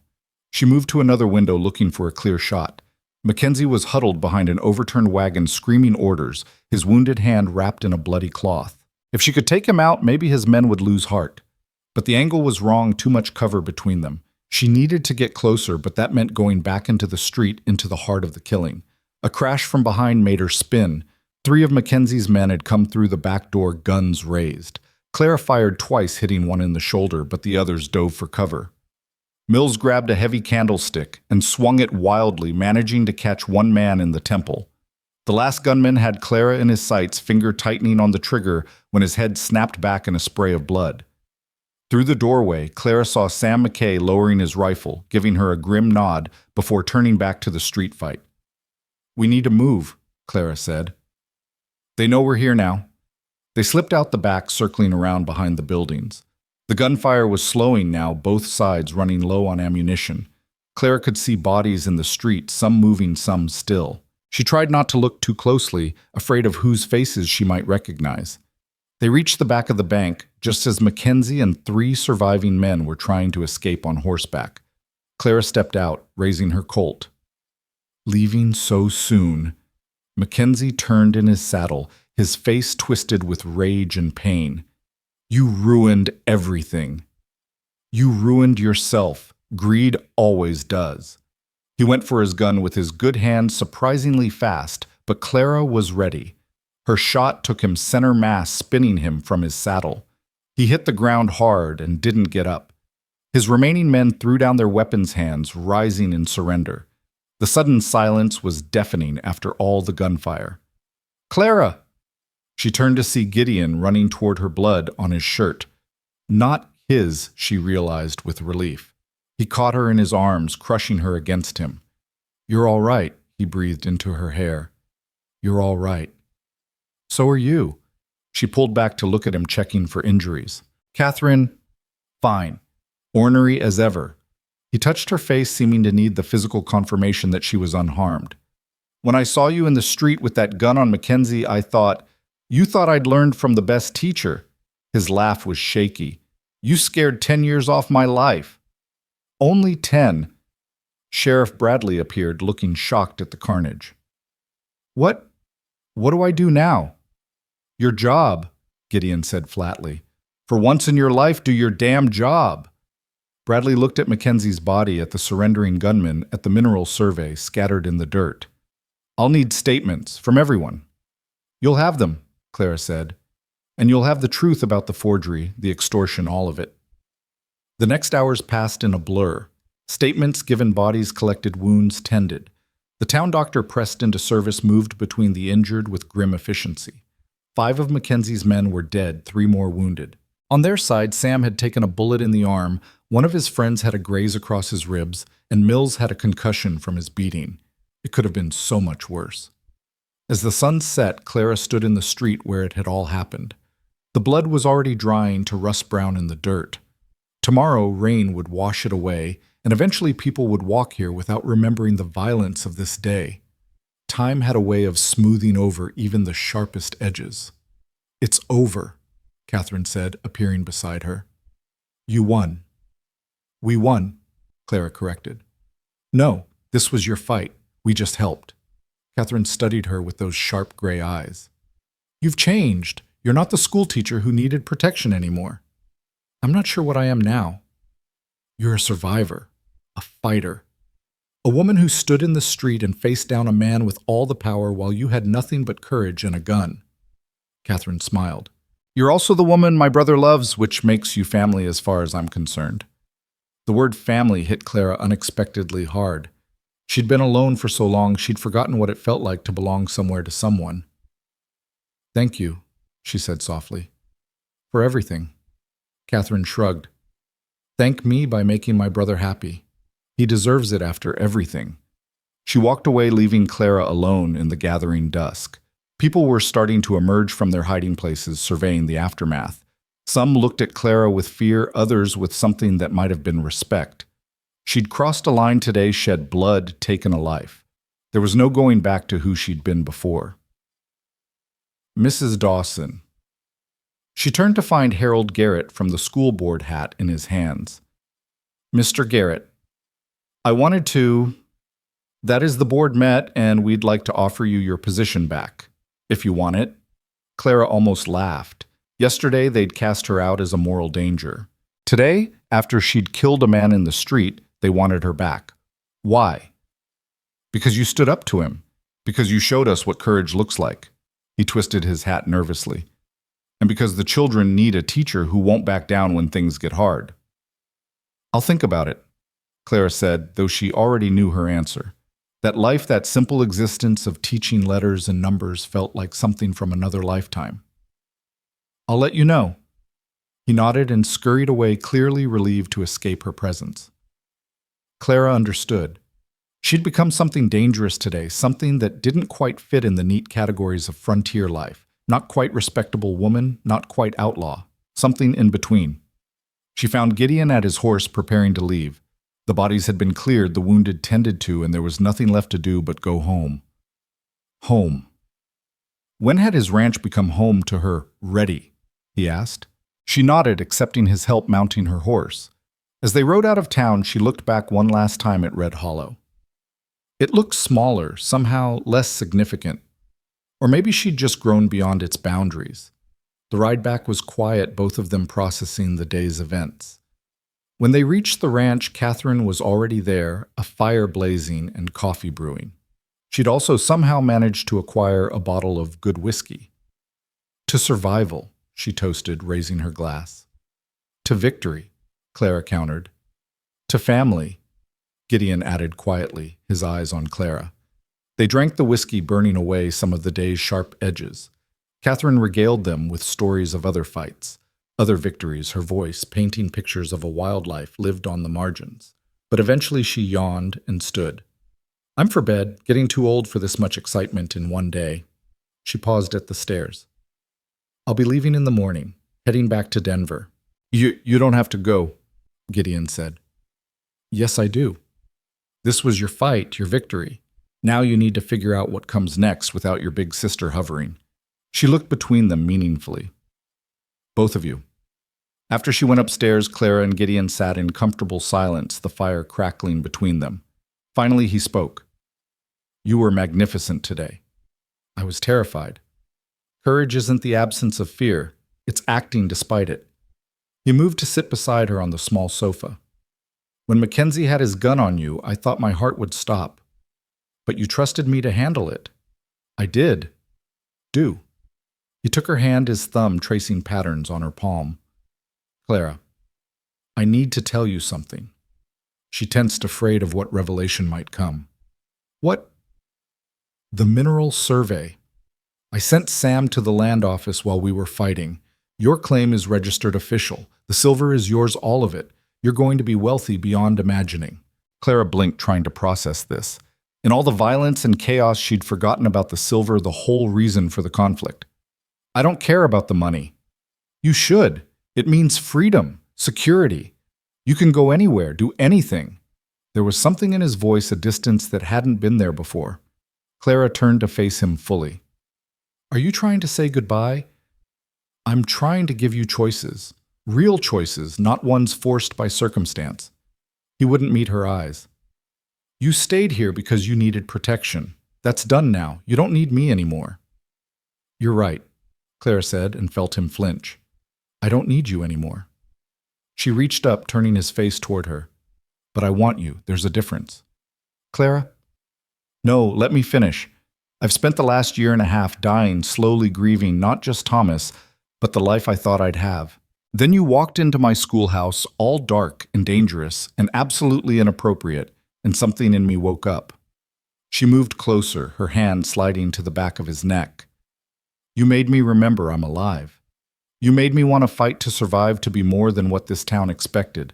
So no, I don't need you, Gideon Hale, but I choose you if you'll have me. His control broke.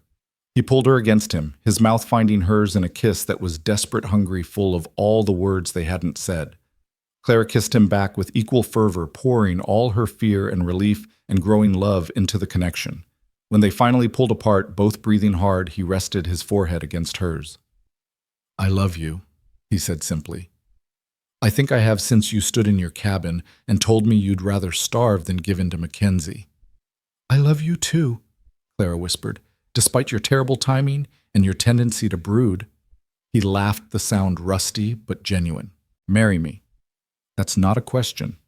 No, it's not. He pulled back to look at her. I've had enough of questions of uncertainty. Marry me, Clara. Be my wife, my partner, my reason for staying in the land of the living. Yes, she said without hesitation. Yes to all of it. He kissed her again, softer this time, a promise rather than a claiming. When they pulled apart, Clara felt something settle in her chest, a rightness that had been missing since Thomas died. This wasn't the life she'd planned, but it was the life she'd fought for, bled for, killed for. And it was hers. When? She asked. Tomorrow. Next week. 20 years from now. Whenever you're ready. Clara thought about it. She was still technically in mourning, though after today's events, social proprieties seemed laughable. Give me a month. Let the dust settle. Let people get used to the idea. A month, he agreed. But you stay here. No more pretense of separate lives. Gideon Hale, are you suggesting something improper? I'm suggesting something honest. He stood pulling her up with him. Besides, after today, I think we've moved past proper, don't you? She had to agree. They'd crossed every line society had drawn, broken every rule about how a widow should behave, and she couldn't bring herself to care. All right, she said, but we do this right. A real wedding in the church if Reverend Mills will perform it after everything. He will. You saved his life today. We all saved each other. They stood there holding hands, planning a future that had seemed impossible just days ago. Outside, night had fully fallen, stars brilliant in the clear sky. Tomorrow would bring new challenges, dealing with the silver claim, rebuilding relationships in town, learning how to be together without the constant threat of danger. But tonight, they had peace. They had each other. They had victory hard won and a love unexpected but undeniable. Come on, Gideon said, tugging her toward the stairs. It's late, and Catherine will be up early making noise. Where am I sleeping? He looked at her, a question in his eyes. With you, she answered before he could ask. From now on, with you. They climbed the stairs together toward a future neither had imagined, but both had fought to make possible. Behind them, the fire burned low, casting dancing shadows on the walls. Tomorrow it would be ash, but tonight it was warmth and light and life. In the morning, Catherine left as promised, hugging them both and extracting promises to visit Denver soon. The town slowly returned to normal, though normal now included Clara Dawson as one of the wealthiest landowners in the territory. The mine was open, managed fairly, providing jobs and prosperity. The school reopened with Clara teaching part-time, though her lessons now included more than just letters and numbers. She taught courage. She taught standing up for what was right. She taught that sometimes the proper thing and the right thing weren't the same. A month later, as promised, Clara and Gideon married in the Red Hollow Church. The entire town turned out, partly from curiosity, partly from a newfound respect for the couple who'd freed them from Mackenzie's tyranny. Reverend Mills performed the ceremony with genuine joy, having found his courage again thanks to their example. Clara wore the green velvet dress, altered once more to fit perfectly. Gideon wore his best suit, looking uncomfortable but handsome. When they kissed at the altar sealing their union, the church erupted in cheers that would have scandalized the town just months before. That night, as they lay entwined in their bed, Their bed, not his or hers, but theirs. Clara traced the scars on Gideon's chest, each one a story of survival. No regrets? He asked. None. You. Only that it took so long to find you.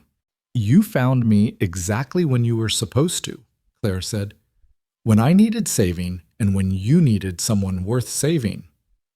You saved yourself, I just helped. We saved each other, she corrected. That's what partners do. He kissed her, then slow and deep, and Clara thought about cycles of death and rebirth, about endings that were really beginnings, about love growing in the most unlikely soil. She'd lost Thomas, lost her old life, lost her innocence in some ways. But she'd gained so much more strength, purpose, a love that had been forged in fire and proved unbreakable. Outside snow began to fall, the first of the season, covering the harsh landscape in pristine white.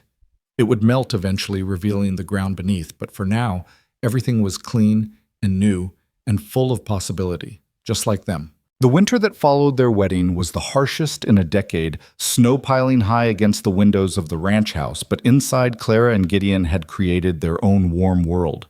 The silver mine was producing steadily now, managed by a foreman Gideon trusted from his army days, bringing in wealth Clara still couldn't quite fathom, but it was the smaller changes that meant the most.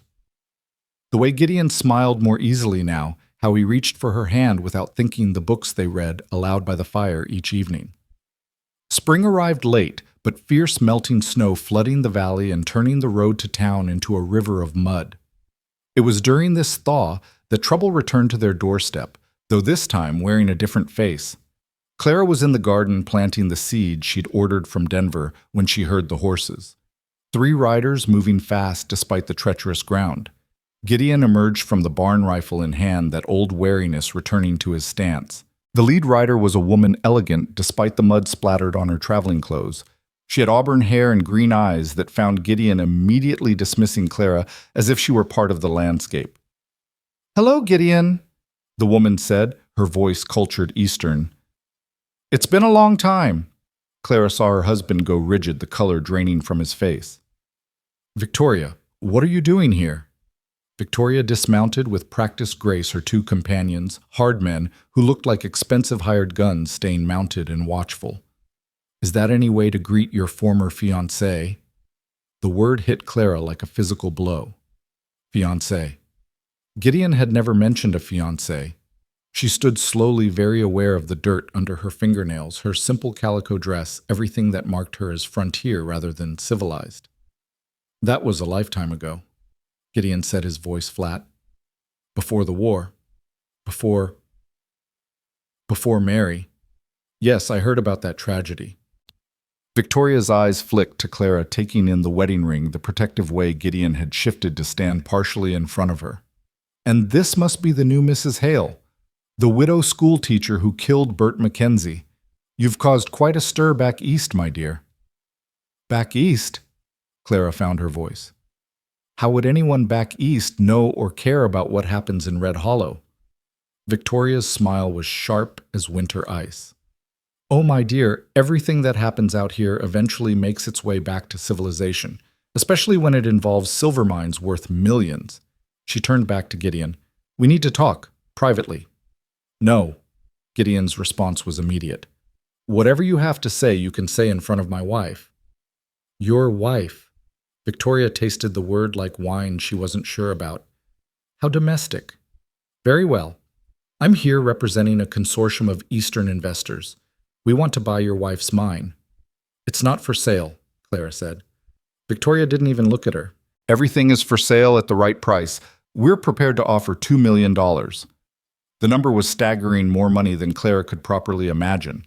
But something in Victoria's manner, the way she dismissed Clara while focusing entirely on Gideon, made her spine stiffen.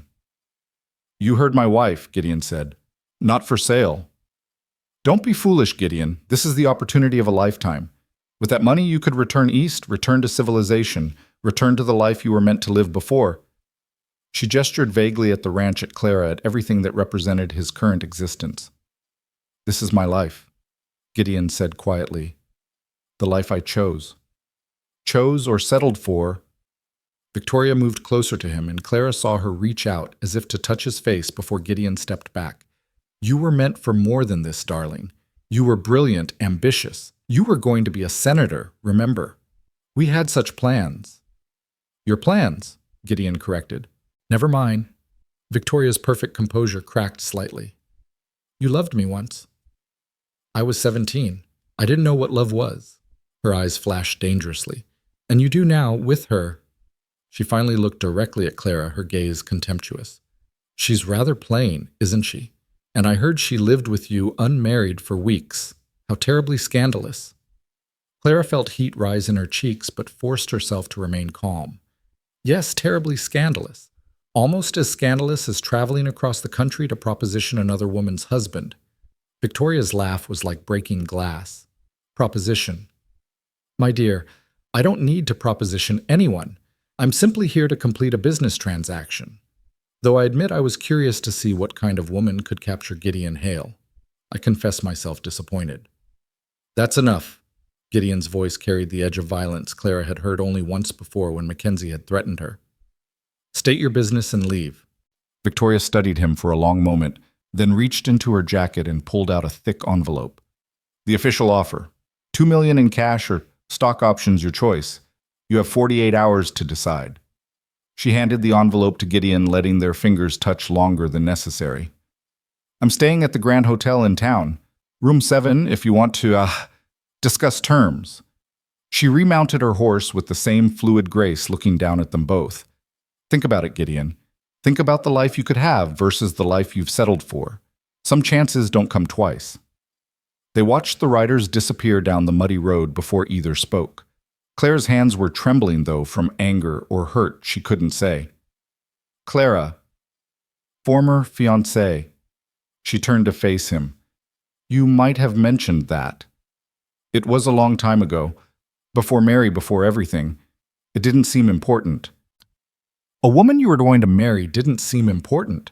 Gideon ran a hand through his hair, a gesture of frustration she rarely saw. We were children. Our families arranged it, thought it would be a good match. She was beautiful, wealthy, connected. I was young and stupid enough to think that mattered. What happened? I met Mary. His voice softened at the memory. She was the minister's daughter, sweet and kind, and nothing like what my family wanted for me. When I chose her, they disowned me. Victoria was furious, said I'd humiliated her. She married someone else within 6 months, some railroad baron twice her age. But now she's here. Her husband died last year, left her everything, including apparently the power to buy silver mines. He tossed the envelope on the porch without opening it. It doesn't matter. We're not selling. Clara picked up the envelope, weighing it in her hands. $2 million is a lot of money. He looked at her sharply. You're not actually considering it. No, but I want to know why she really wants it. This isn't just about Silver Gideon. This is about you. That night, Clara couldn't sleep. She stood at their bedroom window watching clouds race across the moon, thinking about Victoria's perfect beauty, her casual elegance, the history she shared with Gideon that Clara could never touch. Come back to bed, Gideon murmured. I can't sleep. She heard him rise, felt him move behind her, his arms wrapping around her waist. Talk to me. She's everything I'm not. Beautiful, sophisticated, wealthy in her own right. You're right, she is everything you're not. He turned her to face him. She's cold, calculating, and incapable of love that isn't about possession. You're warm, brave, and you love with your whole heart. There's no comparison. She knew you before life broke you. No, she knew a boy who didn't know himself. You know the man I became, and you love me anyway. That's the miracle, Clara. He cupped her face in his hands. I need you to trust me. Trust us. I do. It's her I don't trust. The next morning brought news from town. Sam McKay arrived looking troubled. That woman you had visit yesterday? She's been asking questions all over town. About the mine, about you two, about Mackenzie's death. She's also been spreading money around buying information. What kind of information? Clara asked. Details about the shootout. Who killed who? She seems particularly interested in the fact that you fired the fatal shot, Clara. A cold dread settled in Clara's stomach. She's looking for leverage. For what? Gideon asked. To force us to sell, or, Clara paused thinking, to separate us. If she can't have you back, maybe she wants to destroy what you have. That afternoon, they rode into town together, ostensibly for supplies, but really to gather intelligence. The Grand Hotel was the finest building in Red Hollow, 3 stories of imported brick and crystal windows. Victoria was holding court in the dining room, surrounded by local businessmen who hung on her every word. She saw them immediately raising her champagne glass in a mocking toast. Clara and Gideon took a table in the corner, ordering coffee and trying to appear casual. "Mr. and Mrs. Hale," Victoria's voice carried across the room. "How lovely. Gentlemen, you know the famous couple, don't you? The woman who shot Bert McKenzie in cold blood and the man who slaughtered 17 people." The dining room went silent. Clara felt every eye on them, some sympathetic, most simply curious to see what would happen next. "It was self-defense," Harold Garrett said quietly from a nearby table. "We all know that." "Do we—" Victoria stood gliding across the room toward them. "I've been reading the statements. Fascinating how Mrs. Hale shot an unarmed man in the back." "He was reaching for his gun?" Clara said steadily. "So you say. But dead men tell no tales, do they?" Victoria smiled sweetly. "I wonder what a proper investigation might reveal. Perhaps federal marshals should be involved. After all, the local sheriff seems rather compromised." Sheriff Bradley, sitting at another table, flushed red but said nothing. "What do you want?" Gideon asked bluntly. "I told you, the mine. But perhaps we could discuss alternative arrangements." She laid a hand on Gideon's shoulder, and Clara saw him tense. "Privately. My wife and I have no secrets." "No? How refreshing." Victoria's hand trailed down his arm before he pulled away. "Very well. Here's my alternative offer. Come back east with me, Gideon. Manage my late husband's empire. Be the man you were meant to be. Your wife can keep her little mine, and everyone wins." "Everyone except my wife, who would lose her husband." Victoria shrugged elegantly. "Marriages fail all the time, especially marriages born of unusual circumstances." Clara stood abruptly, her coffee cup clattering. "Excuse me, I need air." She walked out, hearing Gideon call her name, but not stopping. The street outside was busy with afternoon traffic, and she walked blindly, trying to control the rage and hurt building in her chest. She found herself at the cemetery without conscious thought, standing before Thomas's grave. "I don't know what to do," she whispered to the headstone. "She's going to destroy everything we've built." "Not if I can help it." Clara turned to find Catherine Hale standing behind her, dusty from the road and looking furious. "Catherine, what are you doing here?" "Sam sent word about Victoria." She practically spat the name. "That witch has some nerve showing up here." "You know her." "Oh, I know her. She's the reason Gideon enlisted in the war. After Mary died, Victoria tried to swoop in, claiming he needed her now that Mary's death was a sign they were meant to be together. She actually showed up at Mary's funeral in a red dress." Catherine's expression was disgusted. "Gideon left town that same day and joined the army." "My God." "She's poisoned Clara, beautiful, charming poison, and she's never forgiven Gideon for choosing Mary over her. This isn't about the mine. It's about revenge." "Then how do I fight her?" Catherine smiled, sharp and dangerous. "By being exactly who you are. Victoria expects you to fight on her terms, society, propriety, feminine wiles. Don't. You're a frontier woman who shot a man to protect what's hers. Be that woman." They walked back to the hotel together, finding chaos. A crowd had gathered, and through the window, Clara could see Gideon standing over one of Victoria's hired guns, the man's nose bleeding freely. "He touched her," someone was explaining excitedly. "The fancy lady's bodyguard put hands on Mrs. Hale. When she walked out, and Hale just exploded." Clara pushed through the crowd, finding Gideon holding the second bodyguard at gunpoint, while Victoria stood frozen with shock. "Anyone else wants to touch my wife, speak up now." Gideon was saying, his voice deadly calm. "I'll save time and kill you all at once." "Gideon," Clara said softly. He looked at her, and some of the killing rage left his eyes. "You all right?"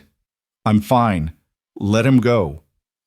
Gideon released the man, who scrambled back, hand hovering near his gun, but not quite brave enough to draw. Victoria had recovered her composure, though her face was pale. "Such violence," she murmured. "How terribly frontier." "Yes," Clara said, stepping forward. "We are terribly frontier. We're the kind of people who fight for what's ours, who protect each other, who build something from nothing with our bare hands. We're not civilized by your standards, Victoria, and thank God for that. You think you've won. You think he'll stay with you." Victoria's composure finally cracked completely. "He'll grow tired of playing frontier husband. He'll remember what real society is like, what real women are like." "Real women," Clara laughed. "You mean women who've never worked a day in their lives, who've never faced danger without fainting, who manipulate instead of confronting." She moved closer to Victoria. "I killed a man to protect what's mine. I'll do it again if necessary. That's real, Victoria. That's the kind of woman Gideon chose." Victoria looked between them, seeing something that made her face twist with rage and recognition. "You love her. You actually love her." "More than my own life," Gideon said simply. For a moment, Victoria looked almost human vulnerable. Then the mask slammed back down. "You'll regret this, both of you. I'll make sure of it." She swept out her bodyguards, limping after her. The crowd dispersed slowly, murmuring excitedly about the confrontation. Sheriff Bradley approached hesitantly. "There won't be any trouble from this, will there, Hale?" "Not from us," Gideon said. "But I'd suggest you make sure those three are on the morning stage out of town." That night back at the ranch, they sat on the porch watching the stars come out.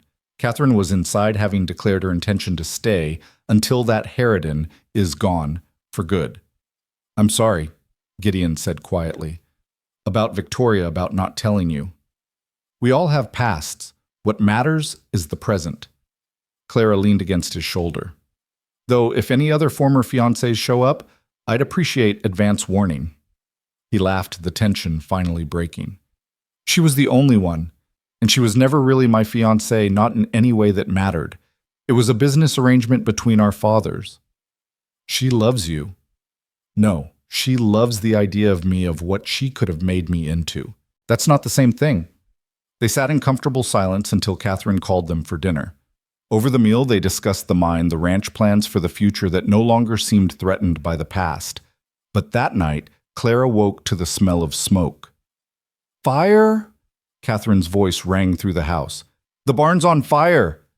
They rushed outside to find the barn fully engulfed flames reaching toward the star-filled sky. The horses were screaming, trapped inside. Without thinking, Clara ran toward the structure, but Gideon caught her. "It's too late. It's going to collapse. The horses are gone." His voice was grim. "This was deliberate. Look." She could see it now. The fire wasn't natural, was too complete. Accelerant had been used, probably kerosene, ensuring the barn would be fully involved before anyone noticed. "Victoria," Catherine said flatly, "we can't prove it." "We don't need to." Catherine's smile was vicious. "She just declared war. Fine, let's give her one." The next morning, they rode into town early before Victoria could leave on the morning stage. She was in the hotel dining room, bags packed, looking perfectly composed, as if she hadn't ordered the destruction of their property and the death of their animals. "Leaving so soon?" Clara asked pleasantly. "I've concluded my business here." Victoria's smile was cold. "I'm sorry to hear about your misfortune. Barn fires are so common on the frontier, aren't they?" "Yes, they are. So are mine accidents." Clara sat down uninvited.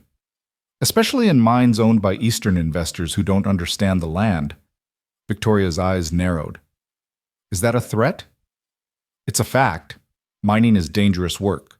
One miscalculation, one weak support beam, and tons of rock come down. Terrible for business, terrible for investors." "You wouldn't dare." "Wouldn't I?" Clara leaned forward. "You burned our barn, killed our horses. You tried to destroy my marriage. You think I care about your investment group? I could have you arrested. Try it." Catherine appeared flanked by Sam McKay and several other armed men. "We've got half the town ready to swear you were seen near our ranch last night. Your fancy bodyguards were noticed buying kerosene." Victoria looked around, realizing she was outnumbered and outmaneuvered. "What do you want?" "Leave," Gideon said simply. "Leave and never come back. Forget about the mine, forget about us, forget you ever heard of Red Hollow. And if I don't, then we'll see how your Eastern investors feel about their representative being charged with arson and attempted murder, Sheriff Bradley said from the doorway. I may be compromised, ma'am, but even I have limits. Victoria stood slowly, gathering her dignity like armor. Very well. But know this, you could have had everything, Gideon. Power, wealth, position. Instead, you chose this. Her gesture encompassed Clara, the rough frontier town, the life they'd built. Yes, Gideon said simply. I did, and I'd choose it again. Victoria left on the morning stage, her back rigid with fury and defeat. The town turned out to watch a silent judgment that followed her all the way to the edge of visibility. Think she'll be back? Clara asked. No, Catherine said confidently. Her kind of power only works when people let it. You faced her down, called her bluff. She's got nothing left to threaten you with. That afternoon, the entire town turned out to help rebuild the barn. It seemed everyone had spare lumber nails time to give. By sunset, the frame was up, and by the next afternoon, it was complete. Not as large as the original, but solid, built by community hands. Reverend Mills blessed it, saying something about resurrection and community that had everyone nodding. Clara stood with Gideon, watching their neighbors work, and felt something she hadn't experienced in so long, she'd almost forgotten its name belonging.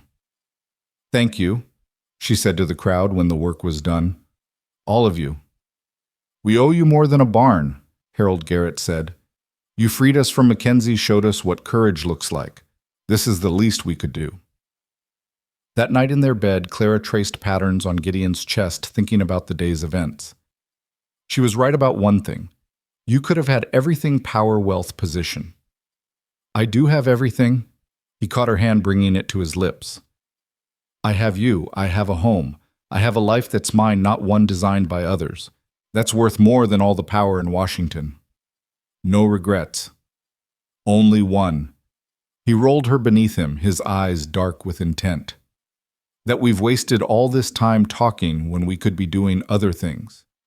She laughed, pulling him down for a kiss, and thought about how different her life was from anything she'd imagined.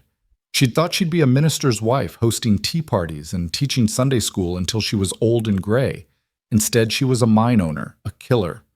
When necessary, a fighter always married to a man who'd walked through hell and chosen to live again. 3 months later, Clara stood in the cemetery again, but this time with purpose. She laid flowers on Thomas's grave, telling him about the mine's success, about the school that was thriving, about the life she'd built from the ashes of their dreams. I loved you, she said softly. I want you to know that. But I'm not dead, Thomas.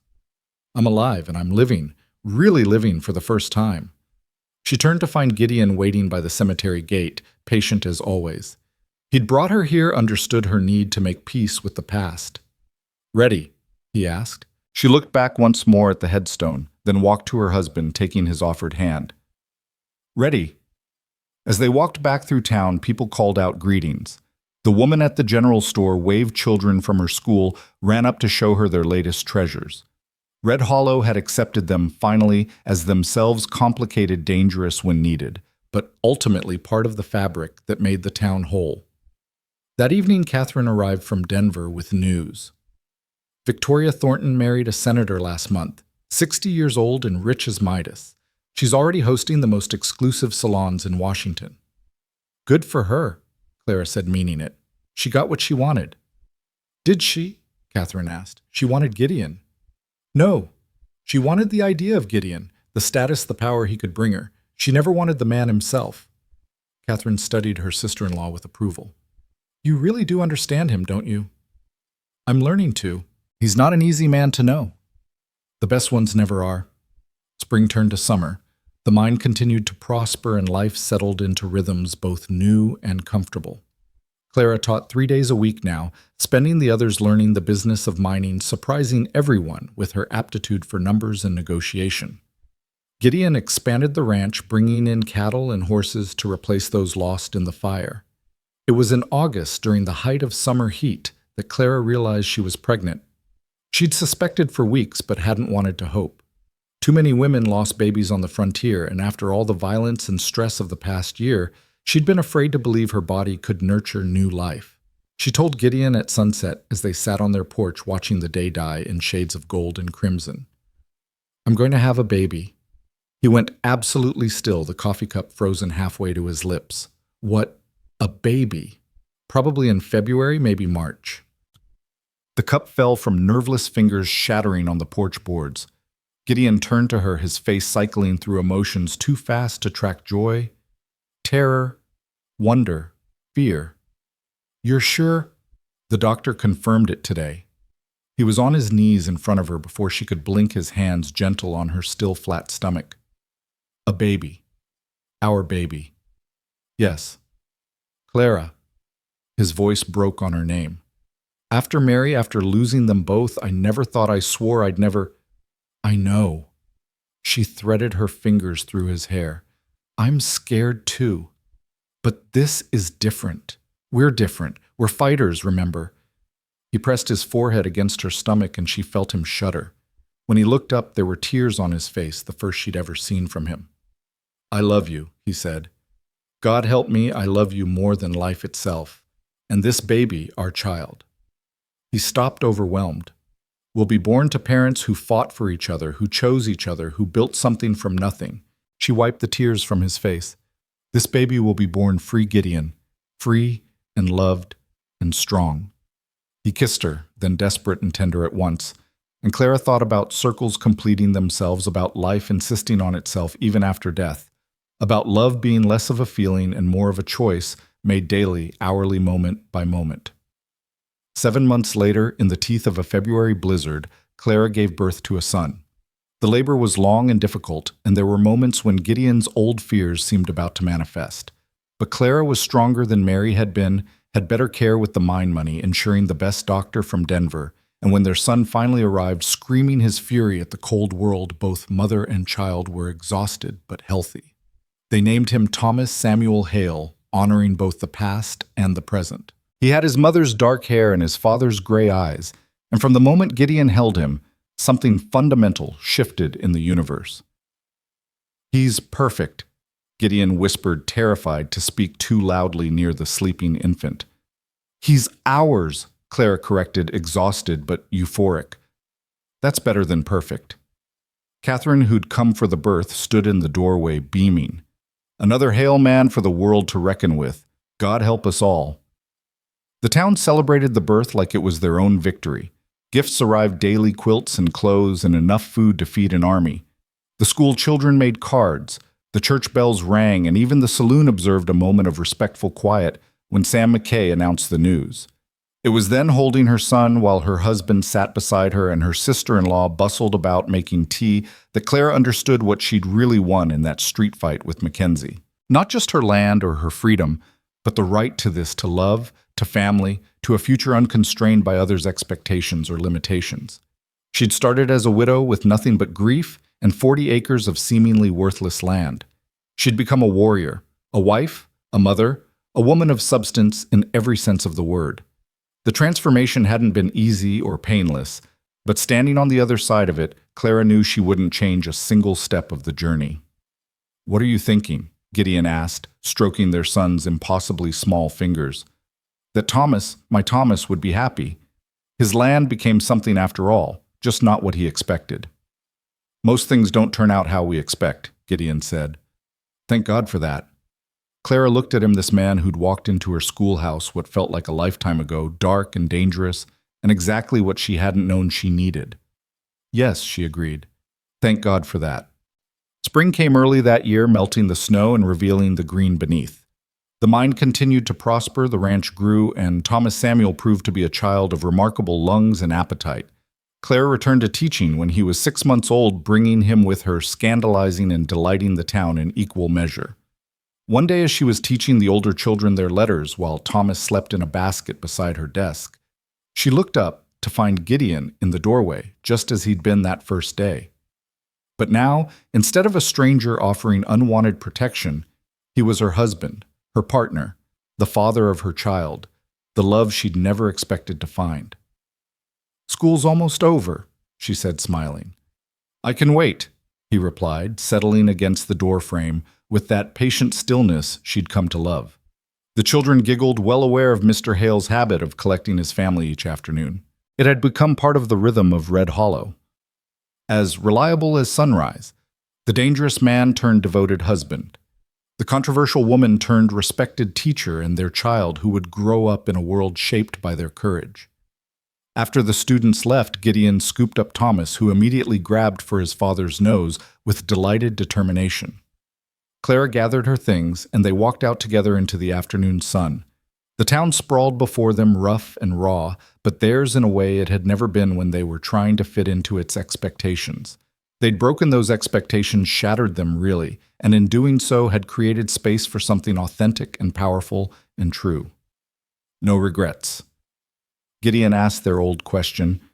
Clara looked at her husband, her son, the life they'd built from violence and choice, and a love that had grown in the spaces between heartbeats. She thought of Thomas's grave, peaceful now, and Victoria in her Washington salon, and Mackenzie in the ground where he belonged. She thought of all the paths not taken, all the safer choices that would have led to smaller lives. No regrets, she said firmly. Not a single one.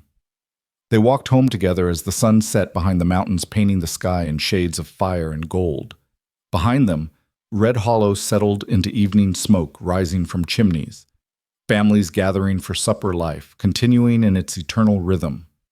Ahead lay their ranch, their home, their fortress become sanctuary. The new barn stood strong against the darkening sky, the house windows glowed with lamplight, and somewhere in the distance a wolf howled wild and free and unashamed of its nature. Clara had been many things in her life: minister's daughter, devoted wife, grieving widow, desperate teacher, unlikely warrior. But walking beside Gideon with their son babbling happily in his arms, she was finally simply completely herself.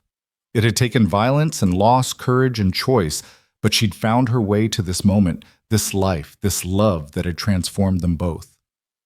The stars were just beginning to appear, diamonds against velvet witnesses to all that had passed and all that was yet to come. Clara reached for Gideon's free hand, interlacing their fingers, feeling the calluses and scars that told their story better than words ever could. Together they walked into their future unafraid and unashamed, having learned the hardest lesson the frontier could teach, that sometimes you had to fight for the right to become who you were meant to be. And that love, real love, was worth any battle, any scar, any price the world demanded. In the end, Clara thought, as their home embraced them with warmth and light, that was the only truth that mattered.